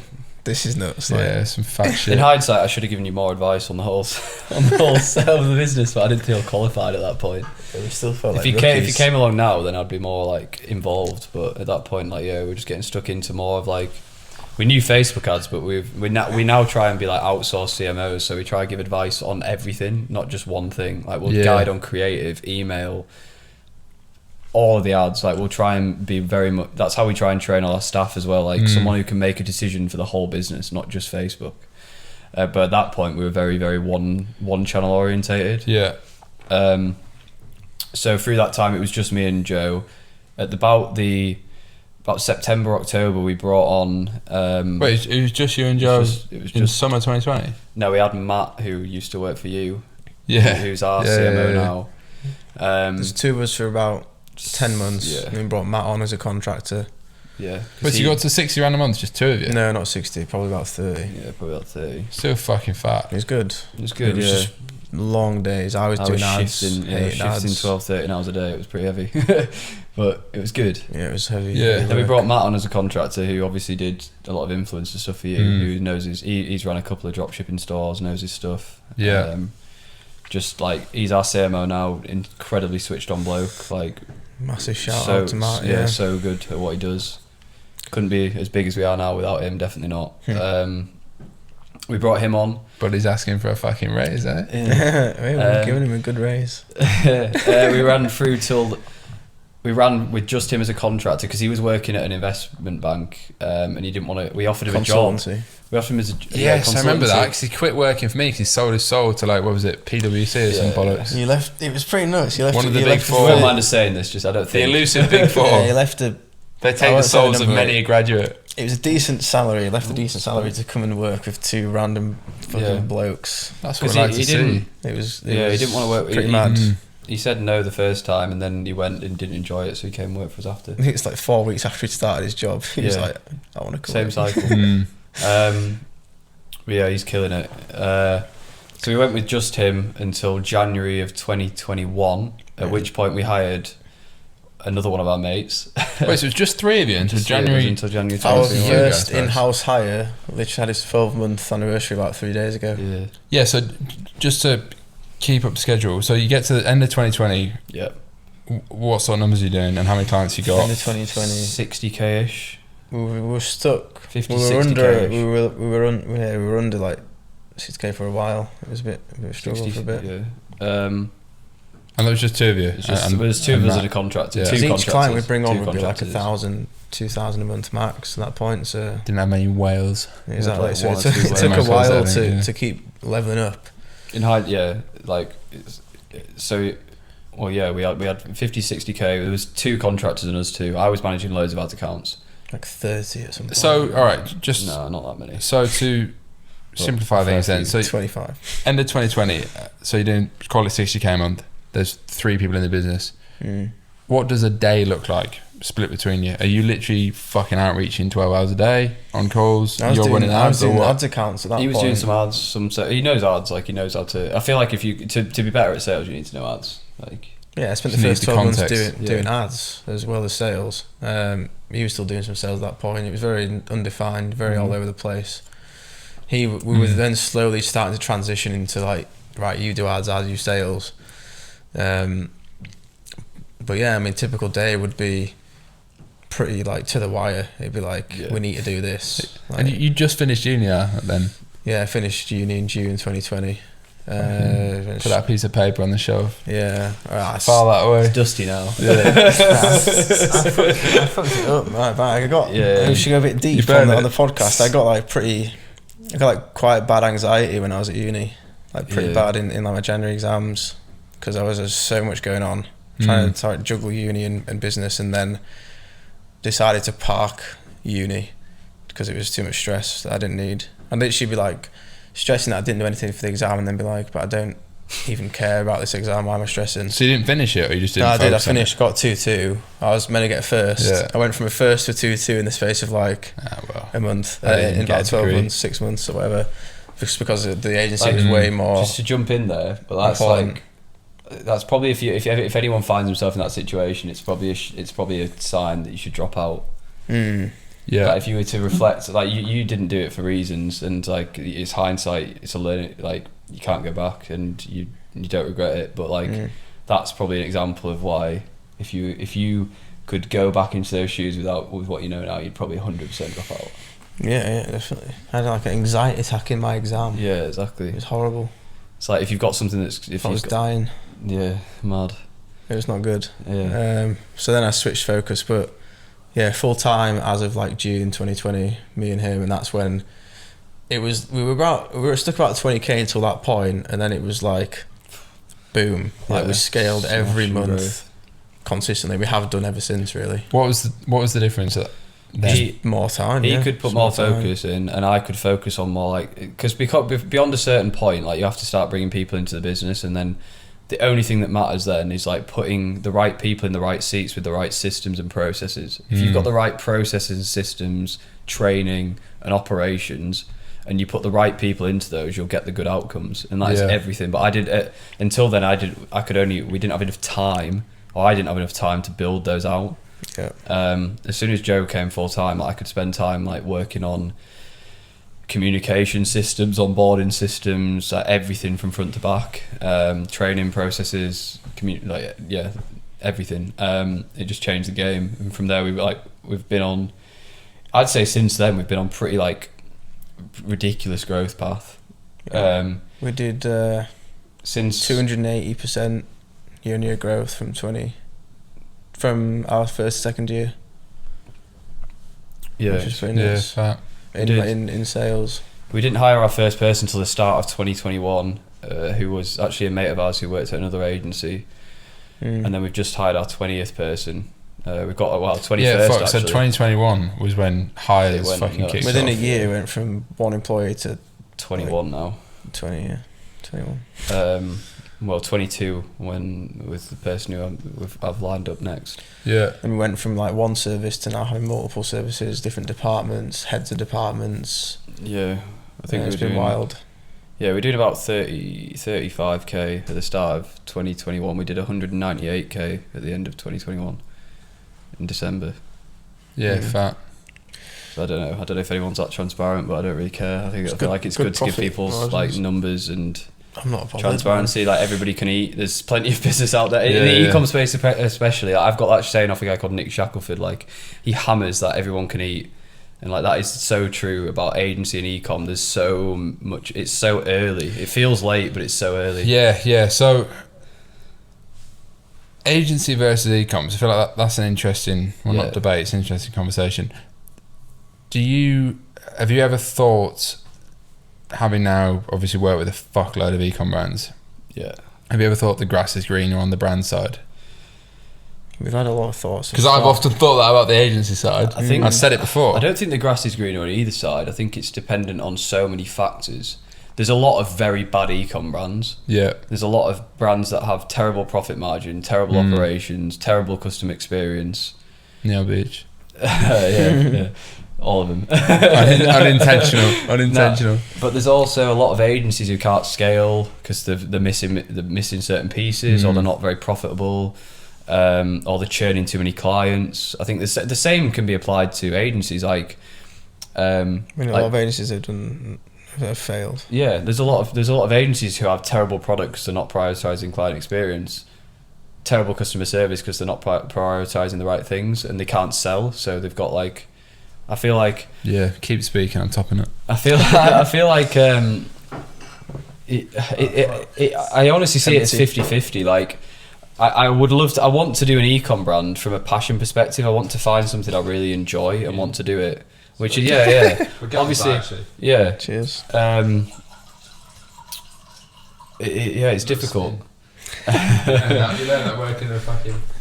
seen that a few times. I think both have pros, both have cons. But if you do an e-com business right, it's obviously I feel like right now it's a gold rush. Like there's so much venture capital flowing around in it. There's so much scale. There's so much opportunity. TikTok's just another thing that's just a bit of a gold mine right now. Yeah, there's a lot of. But at the same time, like the agency space is never going to change. Like there's always going to be skill gaps between companies and agencies. There's always going to be opportunity there.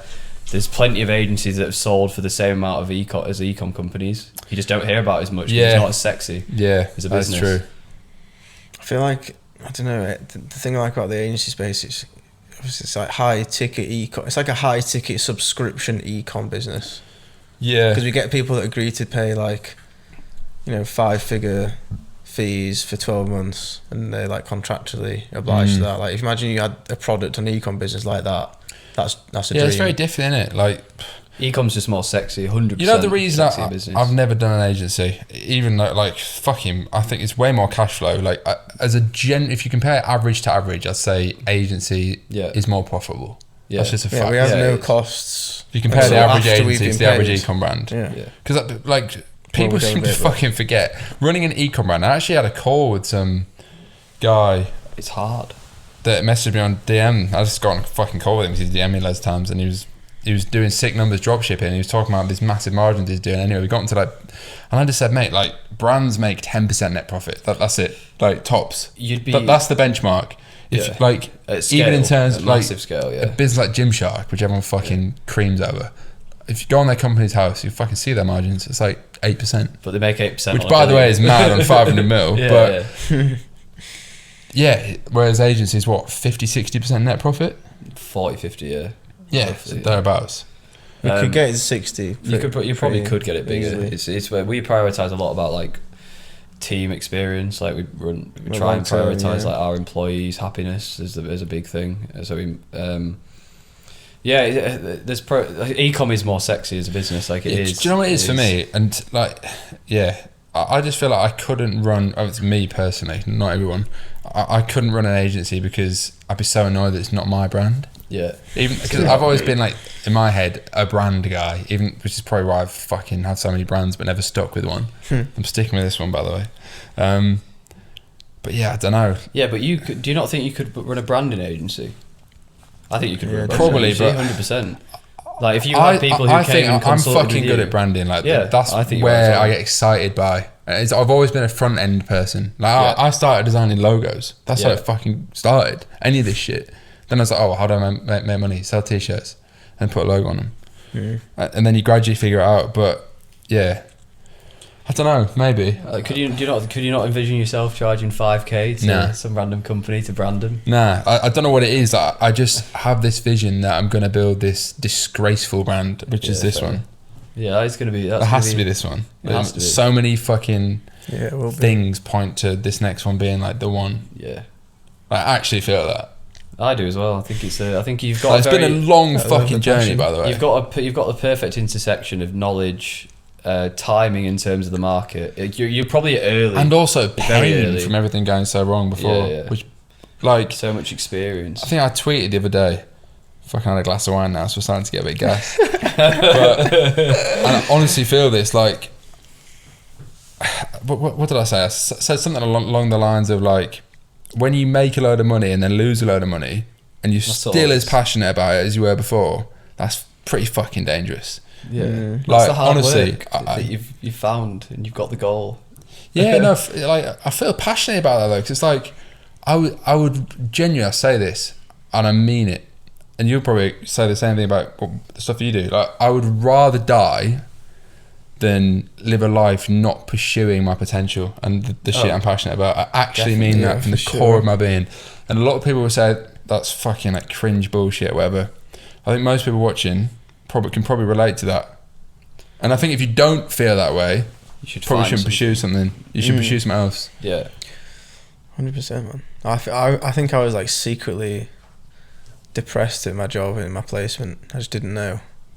I was sleeping like 4 hours a night just because I remember reading up on it. It was like why I just like wouldn't want to go to sleep because I didn't want to wake up to go to work. And I remember reading about it. It was called like something procrastination and I was operating on like 4 hours sleep for like 6 months, which is obviously so bad for you.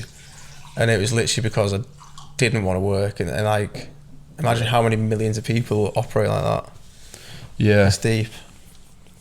But like, I feel the same. Like, I look at people now. I think, imagine if I was doing that now for like another 3 years since I left. At least you would rather be dead than doing what I was doing now. Than doing what I was doing then. Sorry.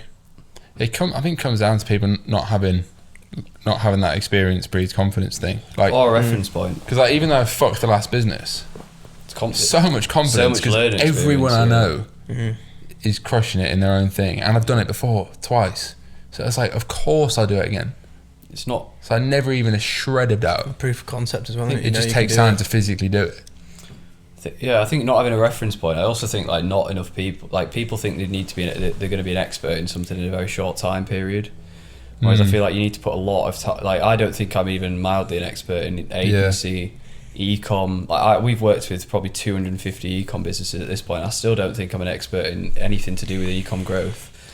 Like experience breeds confidence. You are, but you know, I don't think I am. Well, I am to a point, but I feel like compared to the normal person. Yeah, compared to most people probably.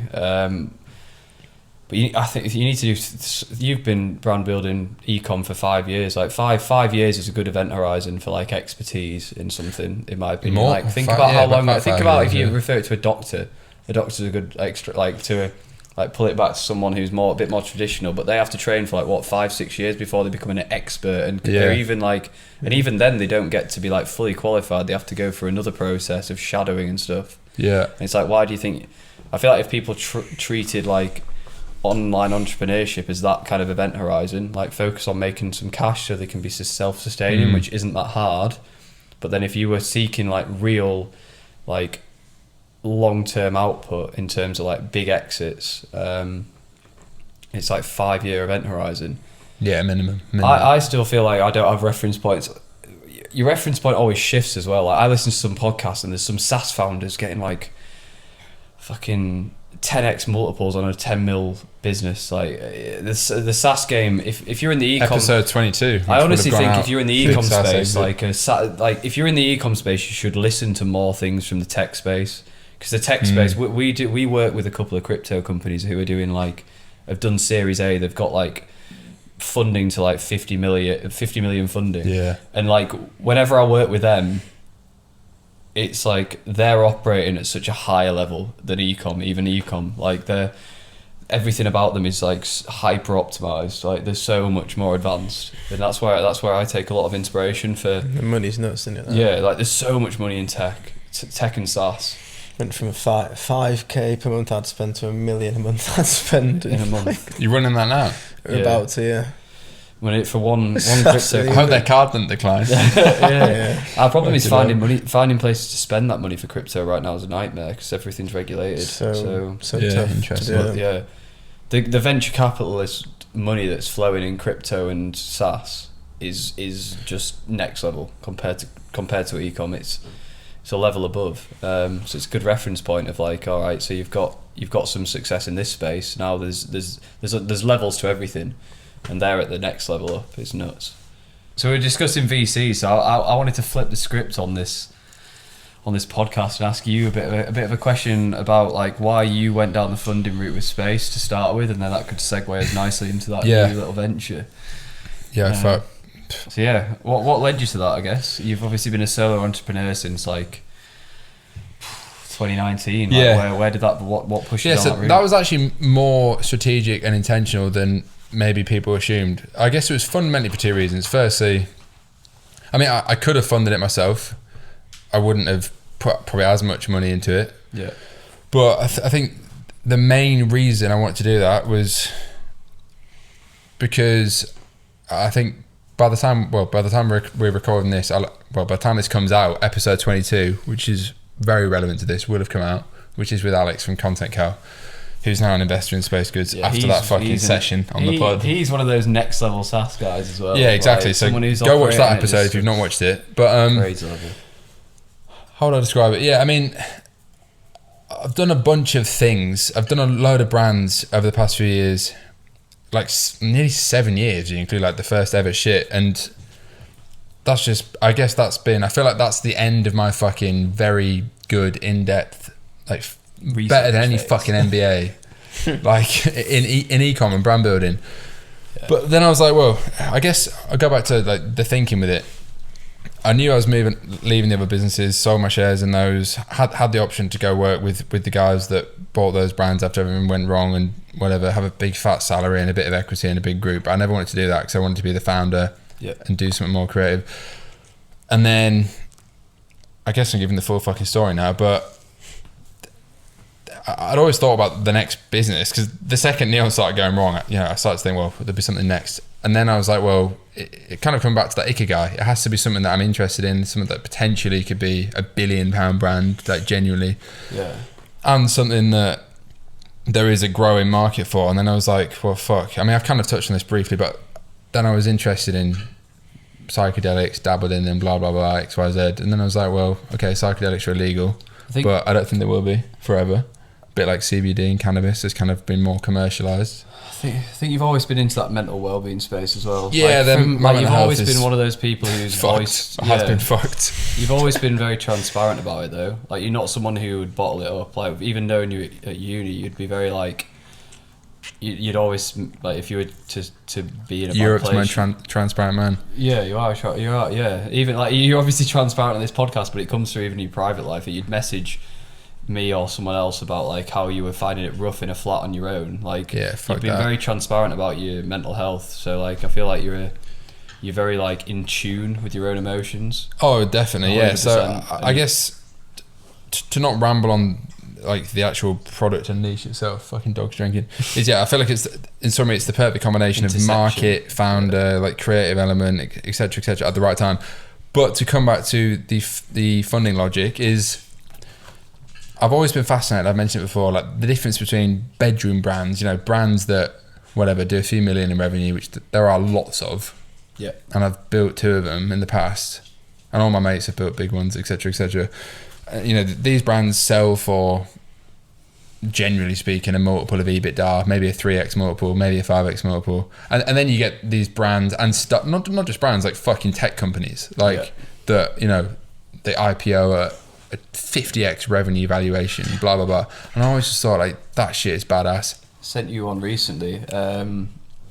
Wear Figs. If you ever want to check one Figs, out. yeah. Figs. I mean, I feel like if anyone watching this pop, but wants to check it, no, it won't. Wear Figs. Hospital gowns, hospital uniforms, selling it to the American market. 100 million revenue, sold for 2 billion. That's an example of like a perfectly executed brand, like low SKUs, high profit margin, lean e-com brand. Well, 20x. The reason they're so mad. Why am I going on the fundraising route? It's because the strategic narrative, which is a term of Alex actually mentioned in episode 22, and it's so fucking true. And I guess it's a more mature way of looking at a business, because like, firstly, I genuinely see this business as something I could work on for 10 plus years, and I didn't ever think that before. If someone wants to buy it for £1 billion in 4 years, spend 6 years fucking on a yacht in somewhere else. But so I could see that. So that's the first thing. So like, it was the market that like made sense and feels like, oh fuck, everything I've done before leads up to this. Yeah. But then beyond that, the funding is like, I'm trying to position it as like, I listened to a podcast, I think it was My First Million, and like, it's kind of an obvious concept, but like, start at the fucking end. And I was like, it's a good podcast. Yeah. Really good podcast. How can this, like, legitimately, not just saying it on a fucking podcast because everyone says it when they've had a fucking pint, like, how can this be a £100 million brand value wise in 3 to 5 years? Okay, well, for that, it's going to have to be bought for a multiple of revenue. So it's going to have to be one of these brands that's seen as the next big thing rather than just a bedroom brand. It's going to be bought by a big fuck off private equity fund. Sorry, or someone like P&G or I don't know, whatever. Like the Hut Group maybe would buy it. Yeah. Someone like that who sees it as a threat not to buy, because it's ultimately what I believe is to be the biggest the biggest innovation in consumer supplements, ultimately, like psychedelics, which is starting with non-psychedelic products, by the way, which I'll get onto. And so then I thought, well, if you want to position it as like a tech company, basically, then it needs to probably raise money. And also raising money means it brings in fucking smart people, because you're an investor, Fred's an investor from Sanucci, Adam's an investor, by the way, and I'm very transparent about this, I think they mind me saying.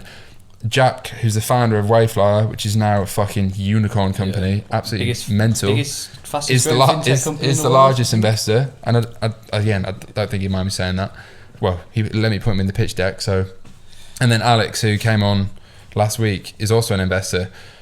So particularly from those guys, from an experience standpoint, add massively to that. Like even in just the past week, I've spoken to Alex a lot, and like, I think just jumping in there, like it's what we said earlier, like you have to find business partners who complement you, and that's what you're doing. You're seeking out people with so it's high kind of a levels. win-win for me. I have more equity, they give me money, they pay me to be more business They're partner. all high level operators. Yeah, isn't it? Like, It's a win-win. they're all high level operators that are going to add. They're all within the same space, but they all have unique perspectives. Yeah, They've exactly. all tried tactics. They've all failed with tactics. That failure is more important than what's worked for them. Like it's like if you took an idea to that board of people and was like, "I'm going to try this," at least one of them, if it didn't work for them, would be like, "Don't do that because it's a waste of money." Yeah. So you've got like this guiding light of like 5 to 6 people who can part their expertise on you, and it saves you making expensive But mistakes. also now I mean, firstly, like side note, I wouldn't have been able to raise any money for a pre-revenue business at a pretty fucking hefty valuation like I did if I didn't have the credibility and track record. Which is because a lot of people say, well, oh fuck, I'm going to go and do that. You can't do that if you're 18. You never built a business. You've raised it off track record, nothing else. Yeah, exactly. Like, you don't have a business. Not too ruthless. No, that's but, 100% like, you don't what it have a is. business right now, But so you've raised that it is off how branding. fundraising works. Yeah, it is, and this is what Alex said as well in episode 22. It's brain, the heart and the brain of the business. So the heart is the founder, which investors, including you, buy into because you believe in the 100%. fucking cunt that's leading the thing. But then obviously brain is like, is there actually a market there? And I believe massively there is. Yeah, and do the 100%. financials add up over time, which will be yet to be seen, but I'm sure they will. And yeah, so getting those guys on board was also because I knew what I'm not good at, which is I'm not particularly well organised. I've always been a front end guy. Like that's been what I enjoy most and what I think I'm probably like very, very good at now. Yeah, you are really good at branding. You're not So- great at hiring and delegation. No, I'm that's fucking what- shit at that. But a strength is identifying your weaknesses is a strength. Like I like getting highly caffeinated, put in or highly rainbow dusted, which I will get onto. I like getting highly stimulated with illegal substances, put in very, very fucking loud music. I've got to the point where my AirPods aren't loud enough unless I break them with a fucking external software which makes them louder. It's not I good. put that on You're gonna get to the point where my ears have problems probably, and I like staring at a fucking screen between 8 a.m. and 2 p.m. like my 6-hour deep work block, and getting like passionately involved in building the vision of this fucker. That's what I'm best at. Like good. you put me That's put me in a fucking prison cell with a laptop, and I'll come up with a brand concept. Yeah, I've always been good at that, Love it. and I've got better at it and more logical at it. And I genuinely believe space goods. the final Like product. fuck me, like if this don't work, then I'm giving up, mate. Like it's just everything. It will. Everything from my experience culminates with this brand. So go and fucking put your email in that website. Yeah, slap it in. But and then so that was kind of the reason for the fundraising, and also like just all like the final point is like I wanted to just get other people involved because it's more fucking fun. And also I guess on top of that, I think there's a good sense of pressure when you take money off people, Yeah. because like ultimately I want to deliver. Like obviously I want to fucking deliver because I own I think the vast majority of the business, but like it's good. to I have don't a know. weight almost. Yeah, like I think touching on what you when said other just people there, are involved, it's almost like when you have a personal trainer, which I never had by the way. But people say they have a personal trainer, you go to the gym, you're not going to miss a session. Yeah, you feel obliged to go. Yeah, you're Like you have to make it bound happen to make because it work now. you've said all this shit. Yeah. Imagine the podcast with all of us on. That'd be good. Yeah. Be like round table on space. I think So that Yeah, was I know what the you mean. logic there. Really, it was basically stemmed from not wanting to do it alone again, because fucking up at scale, I do think there's like a thing. Neon alone is terrible. I think that's what we found with like building a team. Like I honestly do think like a lot of people want to do things on their own, but people like working with other people who you actually like and who are very passionate and who are really fucking good at the job, like enjoy what they do, add loads of value to the people they work with. Like it's like quite a nice thing. Like life is very lonely if you do it all on your own. Like I feel like if you have a good team behind you, like I really enjoy working with it. Like our team is sick. Like our business is nothing without our team because we sell people's I'm time. fucking envious of that, to be honest. Yeah. Like that's what I mean. It's like lots of people want to build this like. Lots of people, again, it comes back to what you want to optimize around, but like a lot of people want to build this agency where it's like, oh, it's just me and a load of contractors, but do you have any emotional attachment to them? Like we very much, one of our business values is like personal happiness. Like we only want people to work for us if they're enjoying it. And I feel like if you have people who are working for you, who enjoy what they're doing, they ultimately perform at a high level because they want to be there. And that makes it very easy to manage those people. Yeah. And like the agency life is inherently a person-led business because you're selling people's skills to other people. But like can't hide behind a website like no, a brand. Like you can't. Like a lot of brands will have a really nice website and a shite product experience. Yeah. But like we can't do that. We have to have a nice website, a nice front end, and then a really good experience. And like we're not going to get it right every time. We're not going to get it right every time because there's many factors that dictate success for an e-com brand. But like our team is everything. Like we have to have, and we do have a highly skilled team of people that we love working with, and we put like so much money into training them because in my opinion our competitive advantage is not retaining clients, it's retaining team members, especially in like the marketing space is getting more and more competitive. Very. So like finding people who are good at marketing for e-com businesses is hard, really hard. So like building your business around retaining staff that you've put loads of time into is a massive competitive advantage. I think the best example was over Black Friday. Obviously busy in the e-com space.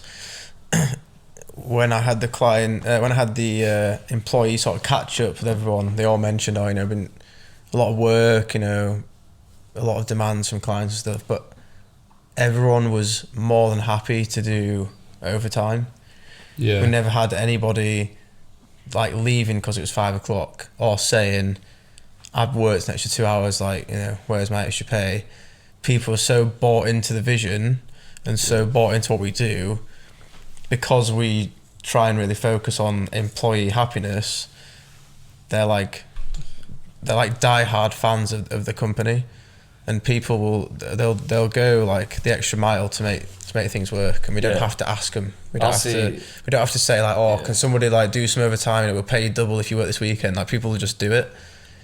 I'll see a staff member lighting up my Slack messages at 9 p.m. I'm just like, I didn't ask for that, but it's just like that's the kind of company you want to build where everyone's How would you curate that then? Because I'm fucking shit at hiring. Like. So you could probably help me going forward. In-house helps. So I don't want. Yeah, in-house definitely helps. I don't want to dominate. Just getting that connection, like meeting in person, like in-house really helps. I felt a bit disconnected from a lot of the staff because a lot, like 90% of the staff are fulfillment, and I don't have any touch point on that. So I decided to set up meetings with everyone to just, and the meeting is literally a chat. It's asking like, what did you do this weekend? What is this week? What are your goals outside of business? It's basically just trying to get, friendly and getting sort of like mate status with your employees within reason. But if people like you, they'll work for you. And how many of the team members are older than you? One. One. Because I was going to say, so I've got quite a lot to say on the whole team management session because I used to get massive imposter syndrome. Yeah, I do hiring anyone that was not massively younger than me. I do a lot more than Joe on the team management side, I think. So I don't want to dominate the conversation, but like I've got like I feel like I've got more to reflect on. You do. So like managing a team starts with knowing what your culture is. Like if you don't know your culture, how can you manage a team? Because you don't know what you're like optimizing around. So we have 4 very clear culture pillars. Like when we have a very structured like onboarding process. We know exactly what we want from the people that we work with. So even the interviews are guided by like, right, these are the kind of people we want to work with. You can teach skills, but you can't teach mindset. Like we touched on. Very true. We've sat people off in interviews because they were too skilled, but they didn't match the culture. Yeah, we've had plenty of people who were a great media buyer, but they're not bought into what we want to do. Yeah. So it's like, and how do you define what you want to do and what a culture fit is? So we've got like 4 really distinct culture pillars, and I can explain them if that's worth it. Yeah. So we have 4 culture pillars. One's extreme ownership, which is Jocko Willink. Yeah. His book. So it's like the idea that ultimately everything is your fault. Like, it's not your responsibility to know everything, but it's your, like, say if you don't know something, it's your responsibility to find out to ask someone a question, to ask for help. Yeah. Like, it's everything boils down to being your fault. Yeah. To take it to the extreme. We're doing that in Space Goods. Yeah. Okay, let's go. Yeah. That's good. I agree with that. Quality, how we do one thing is how we do everything. So regardless of who you're working with, everything has to be done to the highest standard. So if we work for you, if we work for another business, everything is done to the highest quality. Third is profit, which sounds stupid, but in the D2C agency space, like, you'd be surprised. Like, we hire a lot of people like out of uni, etc. But it's like, no matter how good a relationship you have with the business, ultimately they're only working with you to make money. So like, you can have a great relationship, Yeah. but if you're not making profit for them, it doesn't matter. They're going to sack you off. They're going to go work with someone else. So we have to remind a lot of us, like a lot of the people who start working with us, about the profit motive. It's super important to do that. So, because sometimes it's hard to get distracted by the client loves me, but actually the ads might not be working. And then they don't love you. And then they go. It doesn't matter how much they like you. If it's not working, it's not like, working. You can go so for 6 months of great you have to guide results with profitability. Yeah, you can go for 6 months of great results, then you go for 2 months of like downtime. Like you have a couple of bad months for some sort of reason that's specific to a business or specific to a market. And because you're not making them money, it doesn't work anymore, so they leave. Doesn't matter how much they like you. And then the final thing is personal happiness, which is 100% our guiding thing. Like, we only want people to work for us if they want to work for us. And I think that's the core to every business. If you want success, you need people there who want to be there. Yeah. And if you get to a point, and we have like we do 30-day reviews every single month with every single employee, and during those reviews, we give them feedback, and then we also ask for feedback on us. Not enough companies ask for feedback up the chain. They don't ask like, what could we be doing better? What do you not enjoy about working for us? What do you not enjoy about your job? We also do like anonymous employee reviews. So we do like a 19 stage type form questionnaire that asks them about work-life balance. That asks them, well, we're about to put this in place at the end of January, to be honest. Fully transparent. It's not in place yet. End of January, 19 step employee review. Like, I honestly think if you can run a business around like culture internally, you get people who are more bought in and will be willing to go the extra mile. But you also, if you can document that a bit and you can market that, more people want to work for you as well. Because they see this. And what the final thing I want to put in place is like a development scheme. So we want to give people like a £300 a year budget to go and spend on things that work on themselves. So maybe that's like golf lessons. A bottle in a Mayfair club. Yeah. They've got to submit the receipt. A third of a bottle. They've got to submit the receipt to us to get it. But like maybe it's golf lessons. Maybe it's like a gym membership. Maybe it's like an educational course. Because if you're not developing your staff, then your services for us, then our product isn't developing. Yeah. So it's a bit like product innovation. Like, for product innovation for us is staff development. Like, you have to be putting money into the people who work for you. Very true. And a lot of people stand still on that. A lot of people are we're going to innovate, we're going to give them more Facebook ad training, but that's not them as a person. That's not developing other skills, soft skills, hard skills, whatever that may be. We've got people that have got business ideas and stuff, and like, I'm having these like 2 weekly check-ins with people, and it's just been like really transparent and been like, I literally asked one of them, like, do you see this as a stepping stone job? Because I knew he was a bit entrepreneurial, and he was like, yeah, in all honesty, I want to be a business owner at some point. So it's rather than just being like, oh, we don't encourage that, we're not looking to hire people, or we're, you need to focus on your role. We've said, we'll support that. If you need funding, if you need to spend time away from your role to develop your idea, we can help support that. Like, this guy's a fucking killer when it comes to ads and stuff. So if we can make him happy, and let's say that he's able to do what he really wants to do passionately out of work whilst working for us, that's invaluable. Sometimes you can't find people like that. So we try and kind of sometimes take a step back from the work and just have a conversation about them. Like, what do you want to do? How can we tie that into your work life? And I feel like people then get a lot more bought into the vision. Yeah, that's what you're trying to do with Space, though. Get people bought into the vision. Like, we're bought in. Everybody who's invested bought must be in, bought man. in. It's the same with us, but Yeah. on like a less extreme level, like just being bought into the mission, which is a lot of people don't do. They don't get people bought into the mission of the business. Yeah, very true. They get like you can't get people bought into a mission of a dropshipping store. It's very hard if you're selling phone cases. I think it's a good sign. It's like me and him could be ill for a week and it would still tick along fucking very well. Yeah, nicely. It would work very well. We could be off for a few weeks and it would still be going along very well. Yeah.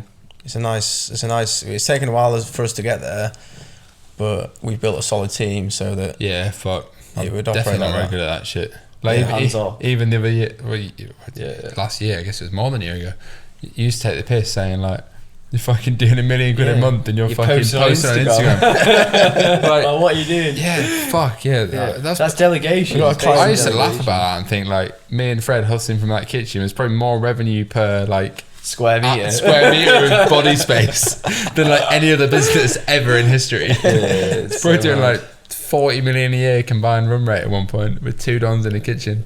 But It's a nice kitchen though. it was a nice kitchen. Yeah, Yeah, rent's fucking pretty high. nice little view just over there. Yeah. Christ. Space goods. Yeah. I was going to ask you another This question. is a little like- top up. Keep speaking. Yeah. I haven't got any white wine left. I'll have a little bit. I'll have a little Where's bit the of red. white? You done the whole bottle? Yeah. I'll have a little bit more red though. Time flies, you're having fun. I was gonna. Yeah, give us a bit of that. Don't point at that angle. No, it's It's all over, bud. Keep speaking. I was going to Space ask you goods. if you were like 18 Right, right I need to now, wait till I'm on the mic so I can reply. maybe even 16, Cheers. 16, 17, 18. I feel like a lot of your viewers will be 16, 17, 18, maybe a bit older. But like, if you were going to take any route into business, right? I think this is quite hard because From my perspective, you're better than him actually. it's quite hard to reflect on because we've all got like contextual knowledge. But if you're going to take any route into business right now, any route into doing something for yourself, I've got an answer to this, so I want to reflect on it. Never after had you've this gone. question. What route would you What, take? now in If you- 2022? if you were going Knowing to what I go, know if you now, knew what or you know not now, what I knowing know? everything you know now, like I've got an answer, I'm sure Joe does, so we'll go around. What, But, starting like, from zero knowledge, so hypothetically? from zero knowledge, from zero money and zero knowledge, what route would you pursue? Like if you just stumbled into the online entrepreneurial space, I don't know if zero knowledge is a good thing. Like, Well, I mean, everyone starts But there. yeah. It's Yeah, hard to what would you answer do? with zero knowledge when you don't have zero knowledge. that's what I mean. Like, I feel like But maybe with the knowledge you know now, where would you advise people to go? Because that may be more relevant. Maybe there's people watching who have like they're in the space but don't really know what angle to pursue because otherwise so, they'll be I watching. still feel like I know nothing. But I feel the same. Like we both feel the same. I would do 3 things because 3 is a good number. I would firstly, Odd. yeah, I would You've always firstly, been obsessed with odd yeah, numbers. I would firstly, for my own sake and potential future sake, document a huge The amount of what I'm process. doing. Even if that just means once a week you do a half an hour vlog to a camera and you don't post it anywhere, or you post it to a private YouTube channel, or if you've got balls, you post it to a YouTube channel. You never meet anyone who says they wish they documented the process less. Yeah, exactly. So Ever, I would do that ever. for a start, which sounds silly because everyone takes the fucking piss, including my own parents. Story right? is everything. I used to do vlogs and then I deleted a load of them. I had a music channel on YouTube, which was kind of like the equivalent of, that was my equivalent at the time of a podcast. That was my content platform. And then I had a fucking vlog channel, which is still online, which you should go and watch. The 150 vlogs from me traveling like 3 years ago, which I link to in the bio of this. Let's link it. I've got a question And off then the back there's of that this. actually. Wait, well, I haven't Well, answered the first question. You go. It kind of segues. We'll go back, but like, do you Come back to it. Well, yeah, I'll or- come back to it. come back to it. Secondly, I would get on every social media platform as an observer, which sounds poisonous because a lot of social media is poisonous. But I would, Twitter, which, for example, I didn't discover until less than a year ago. I'd get on that. You don't even need to post. Just fucking make some anonymous account. Oh, I'm slamming that at the moment. At 1, 2, 3, 4, 5, 6, 7, 8, 9, 10. Don't know what I'm doing. Econ Don. Yeah, exactly. Econ Don 1, 2, 3. Probably wouldn't get on LinkedIn. 'Cause it's a bunch of middle-aged women. Yeah, fuck I would just you realize that the people around you and the scenarios around you is like a first dimension in now like a 5D world, that is which is deep. a fucking That is good. deep. That's a That is deep. that's good. I've never said Yeah, that you're before. one layer deep. You're one layer deep on the 5. I'm not defining what the other 4 are, but like, in 1750, the people around you and the resources around you were everything. Then maybe it's a 4-dimensional word, maybe it's a 5-dimensional word, but like, yeah, so that's what I'd do. I'd start observing everything and just literally fucking Googling and YouTubing anything that you have a remote interest in, even if your parents or other people are telling you it's bullshit. Like, I don't know, you're fucking interested in horse riding or like cows or big houses in LA. Just start fucking searching them and then you come across some shit. Just do that obsessively. And I would like watch content to your heart's desire. Probably not Love Island, but you know, anything that you probably won't be watching this podcast if that's what you want to watch, but I'll do that. And then third, I probably just fucking, I don't know, the third point's harder. I was going to say start just building. Producing. For me, that's it. producing. Start creating something over consuming. For me, because it'd be content. I really think at the moment the biggest gap. No, like obviously we've got a 30,000 view on e-com. Yeah. Like whether it's a brand, whether it's but like I think from my brand is perspective, ultimately everything in terms of like long-term wealth and prosperity, whether it's and personal business. or business brand. Like one of the two. I think just start creating something, like whether that's a fucking, I don't know, YouTube channel where you post the shit you're recording anyway, or whether it's fucking like freestyle rap, which by the way I'm world class at, and I need to start doing that myself. Some bars right now. I swear to God, I'll put a track on at the end. We'll do it after this, like off grid, and I'll edit it in. Just start creating something, because think about it, like the whole 99 to 1% split, which is the crude stereotype. It's the crude way of saying, you know, those that make it and those that don't. Most people don't make it. Yeah. It's probably more like 99.9 and 0.1%. But the 99% are consuming everything, whether it's the news, content, products, blah, blah, blah. Name a successful person that hasn't created something. They don't exist. Whether it's a business, a brand, music, I fall into a trap of consuming so much that I get overwhelmed with consumption. So create over consume. Tattoo that shit on your fucking arm. Yeah, I just consume so much. I'll go through waves. I've got out of it now, but I used to go through waves of consuming so much content. I wouldn't apply any of it. It's a waste of time. Like, you need to consume 80% less and just apply the 20% you consume. And I think to summarise, they're the three things. But I think the summary point is, and Steve Jobs I think originally said it, and it's fucking good shit. You have to remember that everything ever was created or invented by someone or a group of people. Everything ever, beyond the biological being of a human, which arguably was created by God, if you're into that shit, which I don't know. Too deep. Do you know what I mean? But everything ever, everything. It's kind of a psychedelic concept, but that light that's on us right now, some cunt designed that and made it. Idea. Yeah. He probably didn't make the first one, but like someone came up with, Edison, the light bulb. Yeah. Like everything ever. I wonder if you imagined beyond natural resource was created or thought up by a neon concept. ring light. Even 24 hours. I mean, I could be wrong in this, but even the time in a day is a human concept. Yeah, it's imagined. I think an element of it's like how the world spins and shit. But like, I guess it could be 12 hours instead of 24 if you slice it that way. Like everything ever human is made up. Yeah. So like that's a key mindset thing, and that's probably what I'd say. I don't know if that's wise or not, but. I think I'd go down a similar route. I think, my only difference would be like if I was going to practical advice in terms of like if I was going to go into a lane, it'd be content. Like you just start putting out content. The world is a content machine. Yeah, I was late on this podcast. A content machine. Like you've just got into content. We're just about to get into content. Like Gary Vee's been slamming it for fucking 10 years. He's right. And he's not wrong. Like the world is only going to get more. The thing that most people don't have though, he's not the wrong. problem. People don't have the experience or context to make good content. Confidence. That's the problem. You don't even need that anymore. Like TikTok. And experience, like we said, breeds confidence. Right now, it's TikTok the same shit again. Is a beast. TikTok is a beast of UGC content. I feel out of the loop on that for the first time ever. I spoke to some guy the other day on a call. He's getting paid 15 grand a month to create content for 3 brands, 5k a month per brand. UGC content. That's the TikTok feed. Fuck me. Charlie D'Amelio did 17 mil last year. That is absolutely. Get on the pod. She's 17 years old. Yeah. She's not 17 anymore, is she? She's 19. She's 19. Is she? Yeah, she's 19. She did 17 mil. 17 mil at 19. Off Instagram videos. But like, the world is a content machine. If you can learn how to produce. Our biggest bottleneck as an agency right now is clients who can't produce enough content. Yeah. So if people are debating like what do they want to do, it's never been easier to produce content. The best content for ecom brands right now is UGC face to camera review style videos. Just do stuff. If you've got an iPhone, you can produce that. All you need to do is go and pitch yourself. You can easily earn 10k a month selling UGC content to ecom brands. Easily.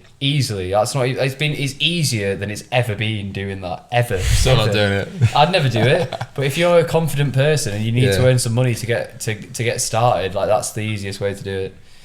Yeah. But That's a good question, actually. What I'd do. what would you do? How would you start? Everything I knew now. OnlyFans. Yeah, fair. You'd change your sex. You just smash I'd it. just get the rig out. OnlyFans. What league? Just get the rig out. OnlyFans. Yeah. No, I wouldn't.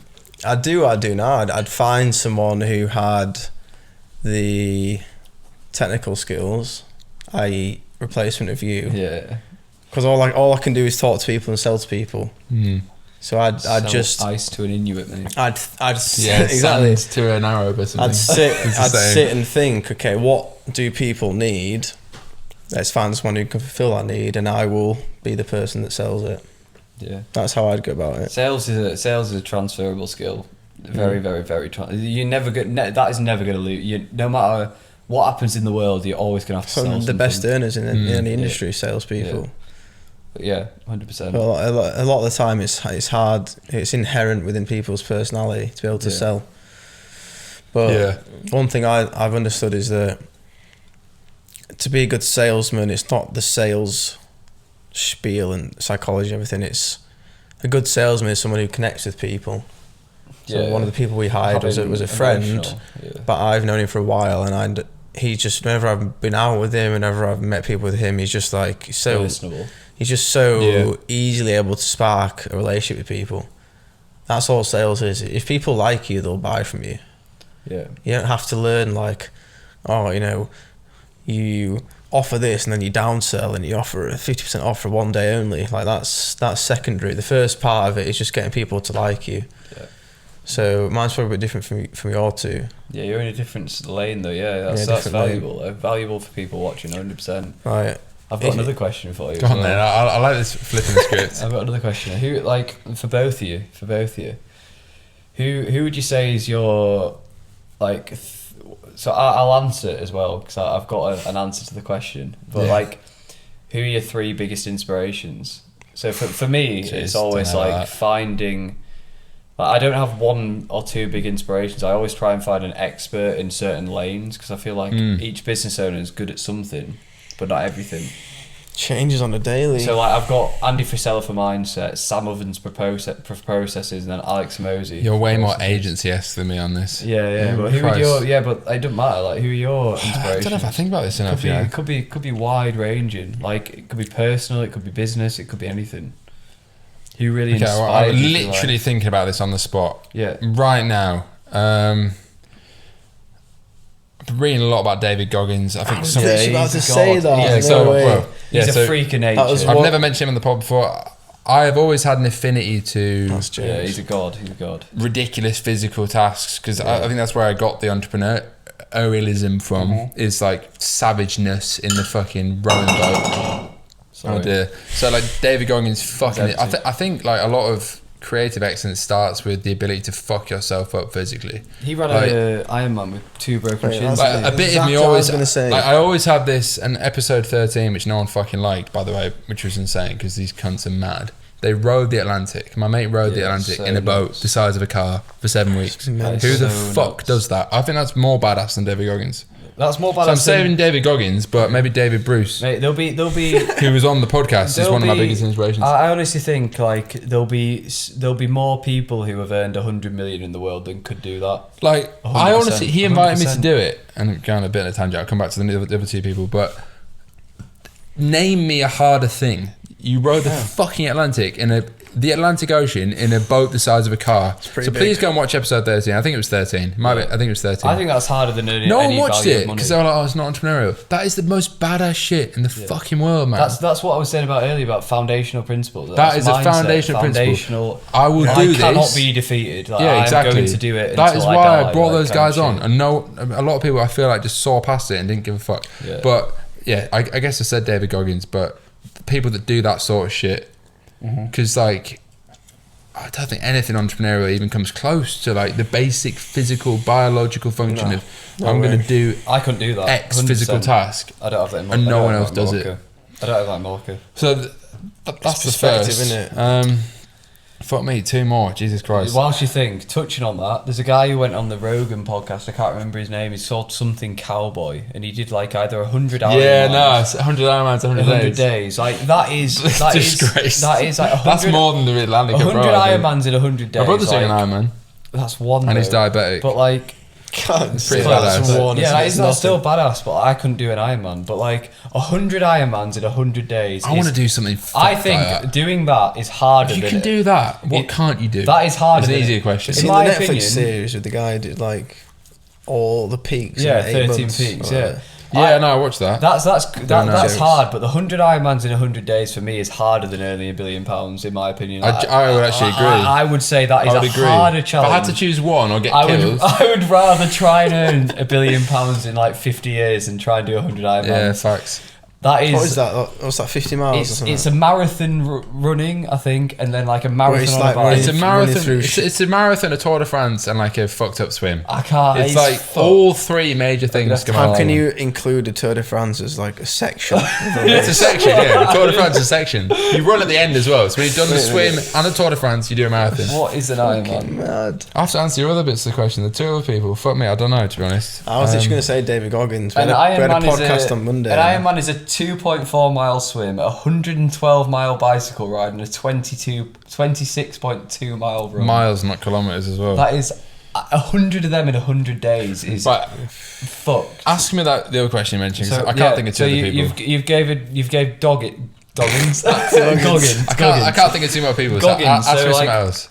Well, that was my question. Like, who are the 3 people you've inspired most? Like, they've inspired me most. Yeah, I was going to say Goggins, but the reason was, let's sing a 3 together. Right, if you ever wake up or you sit there and you think, I can't be arsed, can't be arsed doing it. Yeah. Just think, there's a bloke out there that ran 50 miles with 2 broken shins. Yeah.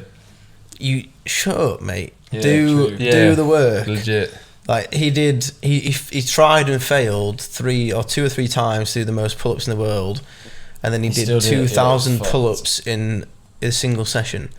If you're complaining, you need to grow up. Yeah, true. And I'm massively. I'm not saying I'm always doing like mad shit, but a lot of the time that it gives you perspective. Yeah. People. A lot of the time I'm like bollocks. massively weak compared to Goggins, but I think of that and I'm like, I like his mindset of just like stay hard. Yeah, stay hard is like just fucking mindset. Like. Yeah, it's just like, I know it's him, but it's a mindset. Yeah, I suppose in perspective. To answer that question, Christ, like recently, God, I don't want to lick anyone. I hate licking people's asses, but I think Jack from Wayflower is a big inspiration to me.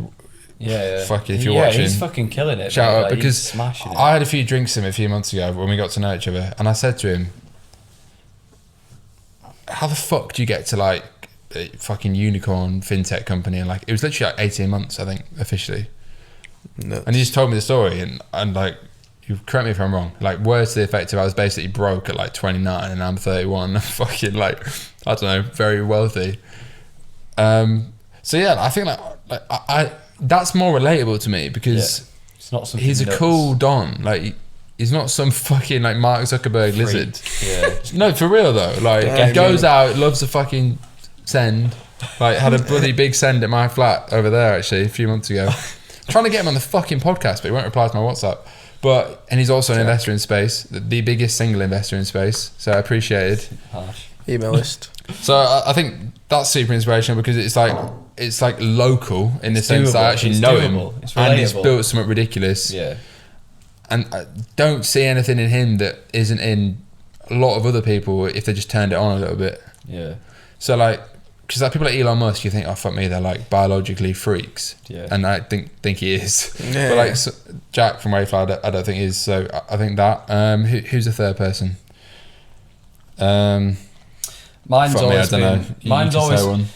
always been like find the people in your industry, not even industry, but find people who are experts in each field. So as I said, like mine's like for me it's always been like Sam Ovens, which is he's very like he's He's very such a like meme a few he's years very ago. like online business, but like he is high level thinking. Like most Yeah. of the people who you think are gurus, who you think like They've teach learned you from shit, him, like Becca. like you, yeah, like I watch. You learned from Becca. Becca learned from Sam. Yeah, like I watch Sam's courses. We almost joined his mastermind the other day. We turned it down, but no, like joined. we watch his courses. 36. A guy I know called James Beatty went to that, and I was in LA. I know that guy, when the he was- ecom dropshipping guy. Yeah. YouTube. Like most of the Product people shit. on the who are watching, He went to this, his quantum mastermind or some shit. Most of the people who are watching He this, sounds like like a when you cool watch guy. his course, you look to the left, there's Iman Gadzhi there. You look to the right, there's Alex Becker there. Yeah. It's like all of them learnt off him. So it's like he is a high level operator. No, And he like, is, for sure. but so he's one for systems processing, high level thinking.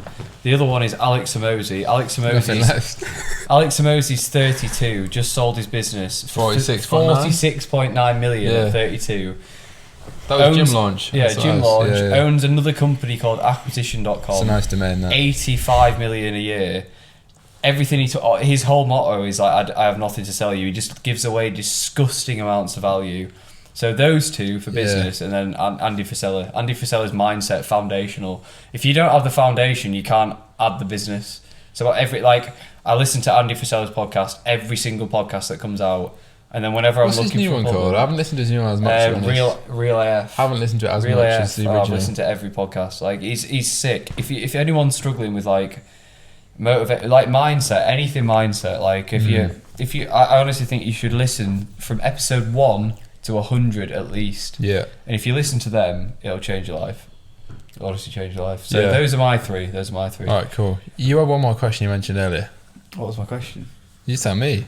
I asked you your two biggest inspirations. No, were. you're another one. Mentioned off camera. You said you wanted to ask. I've forgotten. What was So as a it? good host, I'm asking you what you wanted to ask. I've It was forgotten. something to do with what would I want to do when I was 60 or something. Oh yeah, What was it? yeah. Something like So if you could accelerate, it's kind of like theoretical because I don't think Yeah, you can yeah, answer no. it right now. But if you It's were an like, interesting say we experiment. accelerate to, like I'm Matt Kelly at 60 and I'm just chilling. I'm just chilling. What do you want to have accomplished by that point? And same with you. If I'm Joe Marston, maybe 60 is a bit early. Let's go to Early? 70. It's not a legacy, fuck man. Let's It's go like, to well, 70, I- right? Yeah. What do you not- want? not What do you for want? You go egotistical- first on this one. What do you want to, like, you say you're 70, right? You're chilling. Maybe it's. I'm not going to give any label to how hard you're chilling. 150 foot yacht in the Bahamas. That's how fucking hard. Maybe you're chilling hard. I'm just chilling. But maybe you're just chilling. Maybe. If you're I'm not on a chilling hard. 170 foot yacht by 70, I fucked up, mate. Maybe it's a. I'd like a maybe yacht, it's but it's a canal boat. Still 170 foot canal boat. Yeah. What guess, do you say? What do you want to do? I want a legacy. I really want a legacy, Legacy. but not for like Like egotistical a reasons. Vince No, McMahon. I don't want legacy. I don't want a statue and like Vince a cult. McMahon legacy. No. You want to be one of the early investors in space goods. Yeah, I want it to be When, like when the market caps he's one of the 104 billion. guys. He wore the cap before he even started. Oh, for real though. No, I want people to, not for like egotistical reasons. I want to have just made a difference. You know? Fair. I want to get to the point. That's I don't know if you powerful, guys know about Ray Dalio, Yeah. like hedge fund, most successful hedge fund for the past 20 years. He He's just giving splits everything his away, life hasn't up he? into like 4 segments.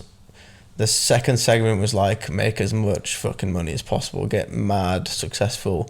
Third segment, which is in now, is like Alex Hormozy, Just give it release all your value, no holds barred, release all your value. Once you've done that, chill out and then die. That's his life cycle. And die. I want to get to a Yeah. point where it's just like, And then transcend consciousness. yeah, just like live in the clouds. into the heavens. But I want to get to a point where it's like, yeah, people. I don't have any gain. I've got nothing to gain from it. All give. But just people are like, So that's the thing with you know, Hormozy. he's given a lot.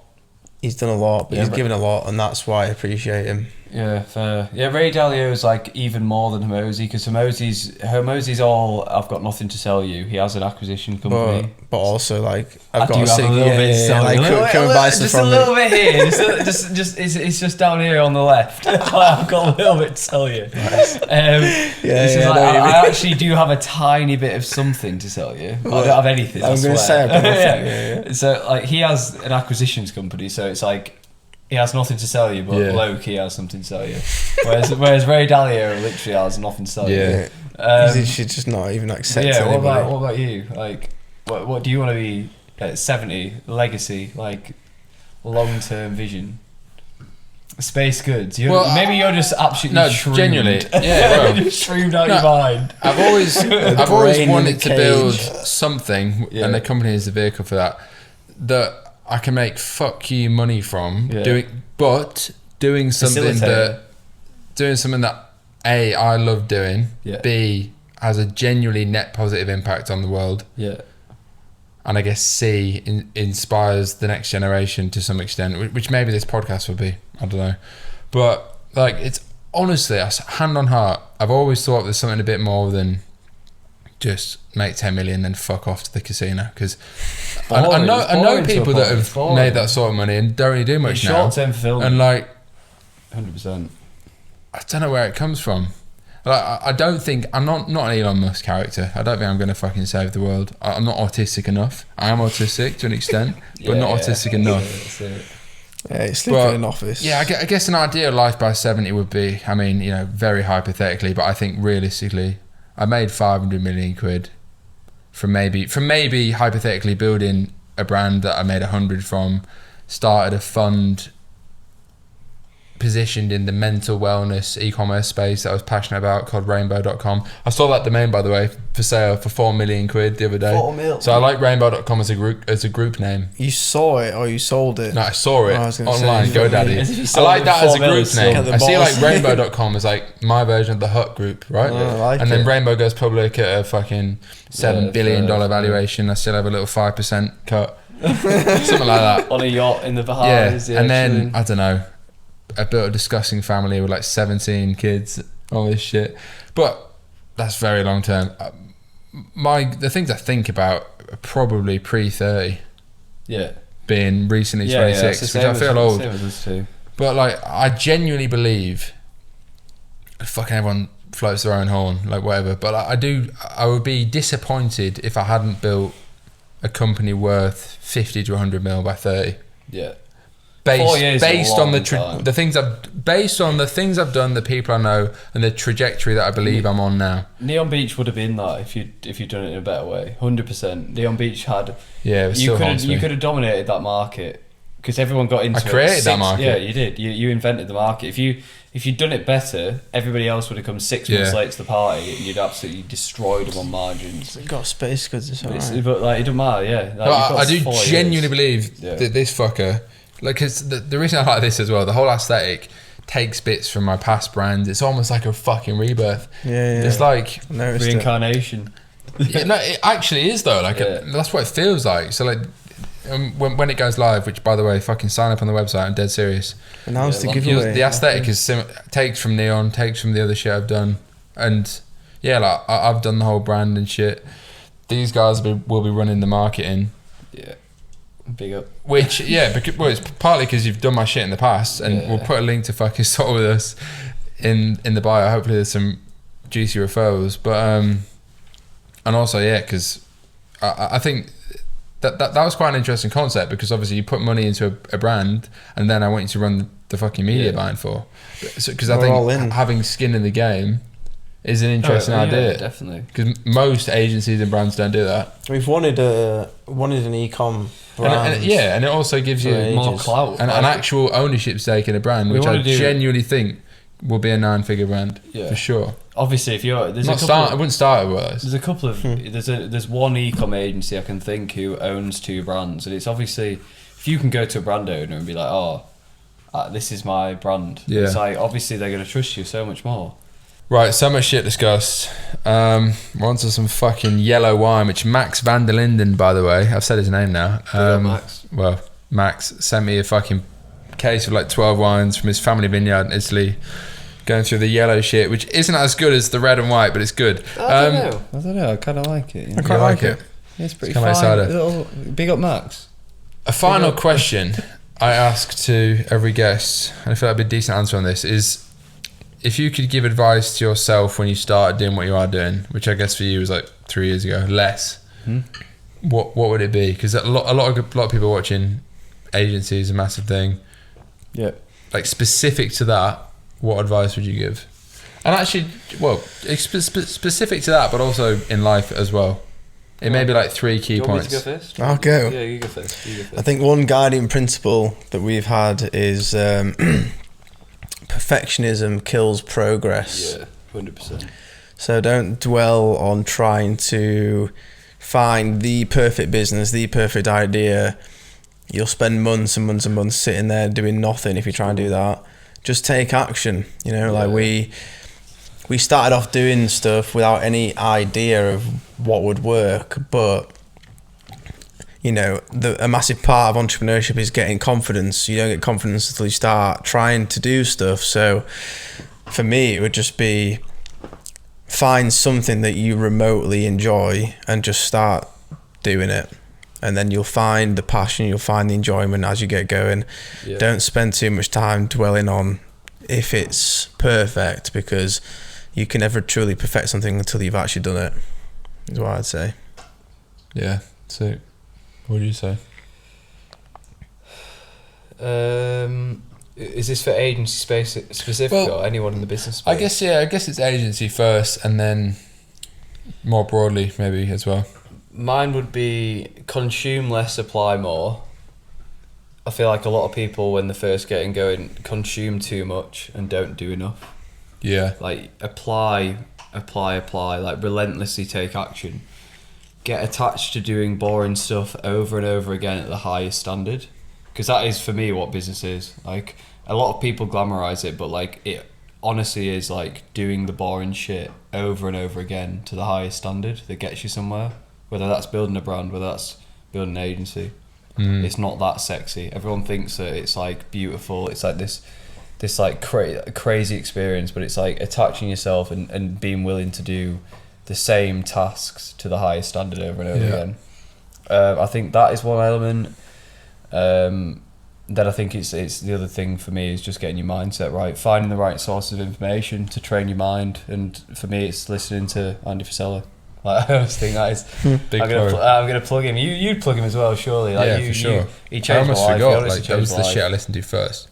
It'll change your life. Like some people who might be listening is like George Heaton from Represent. Yeah. The only podcast he ever reposts is Andy Frisella, ever, and it's like.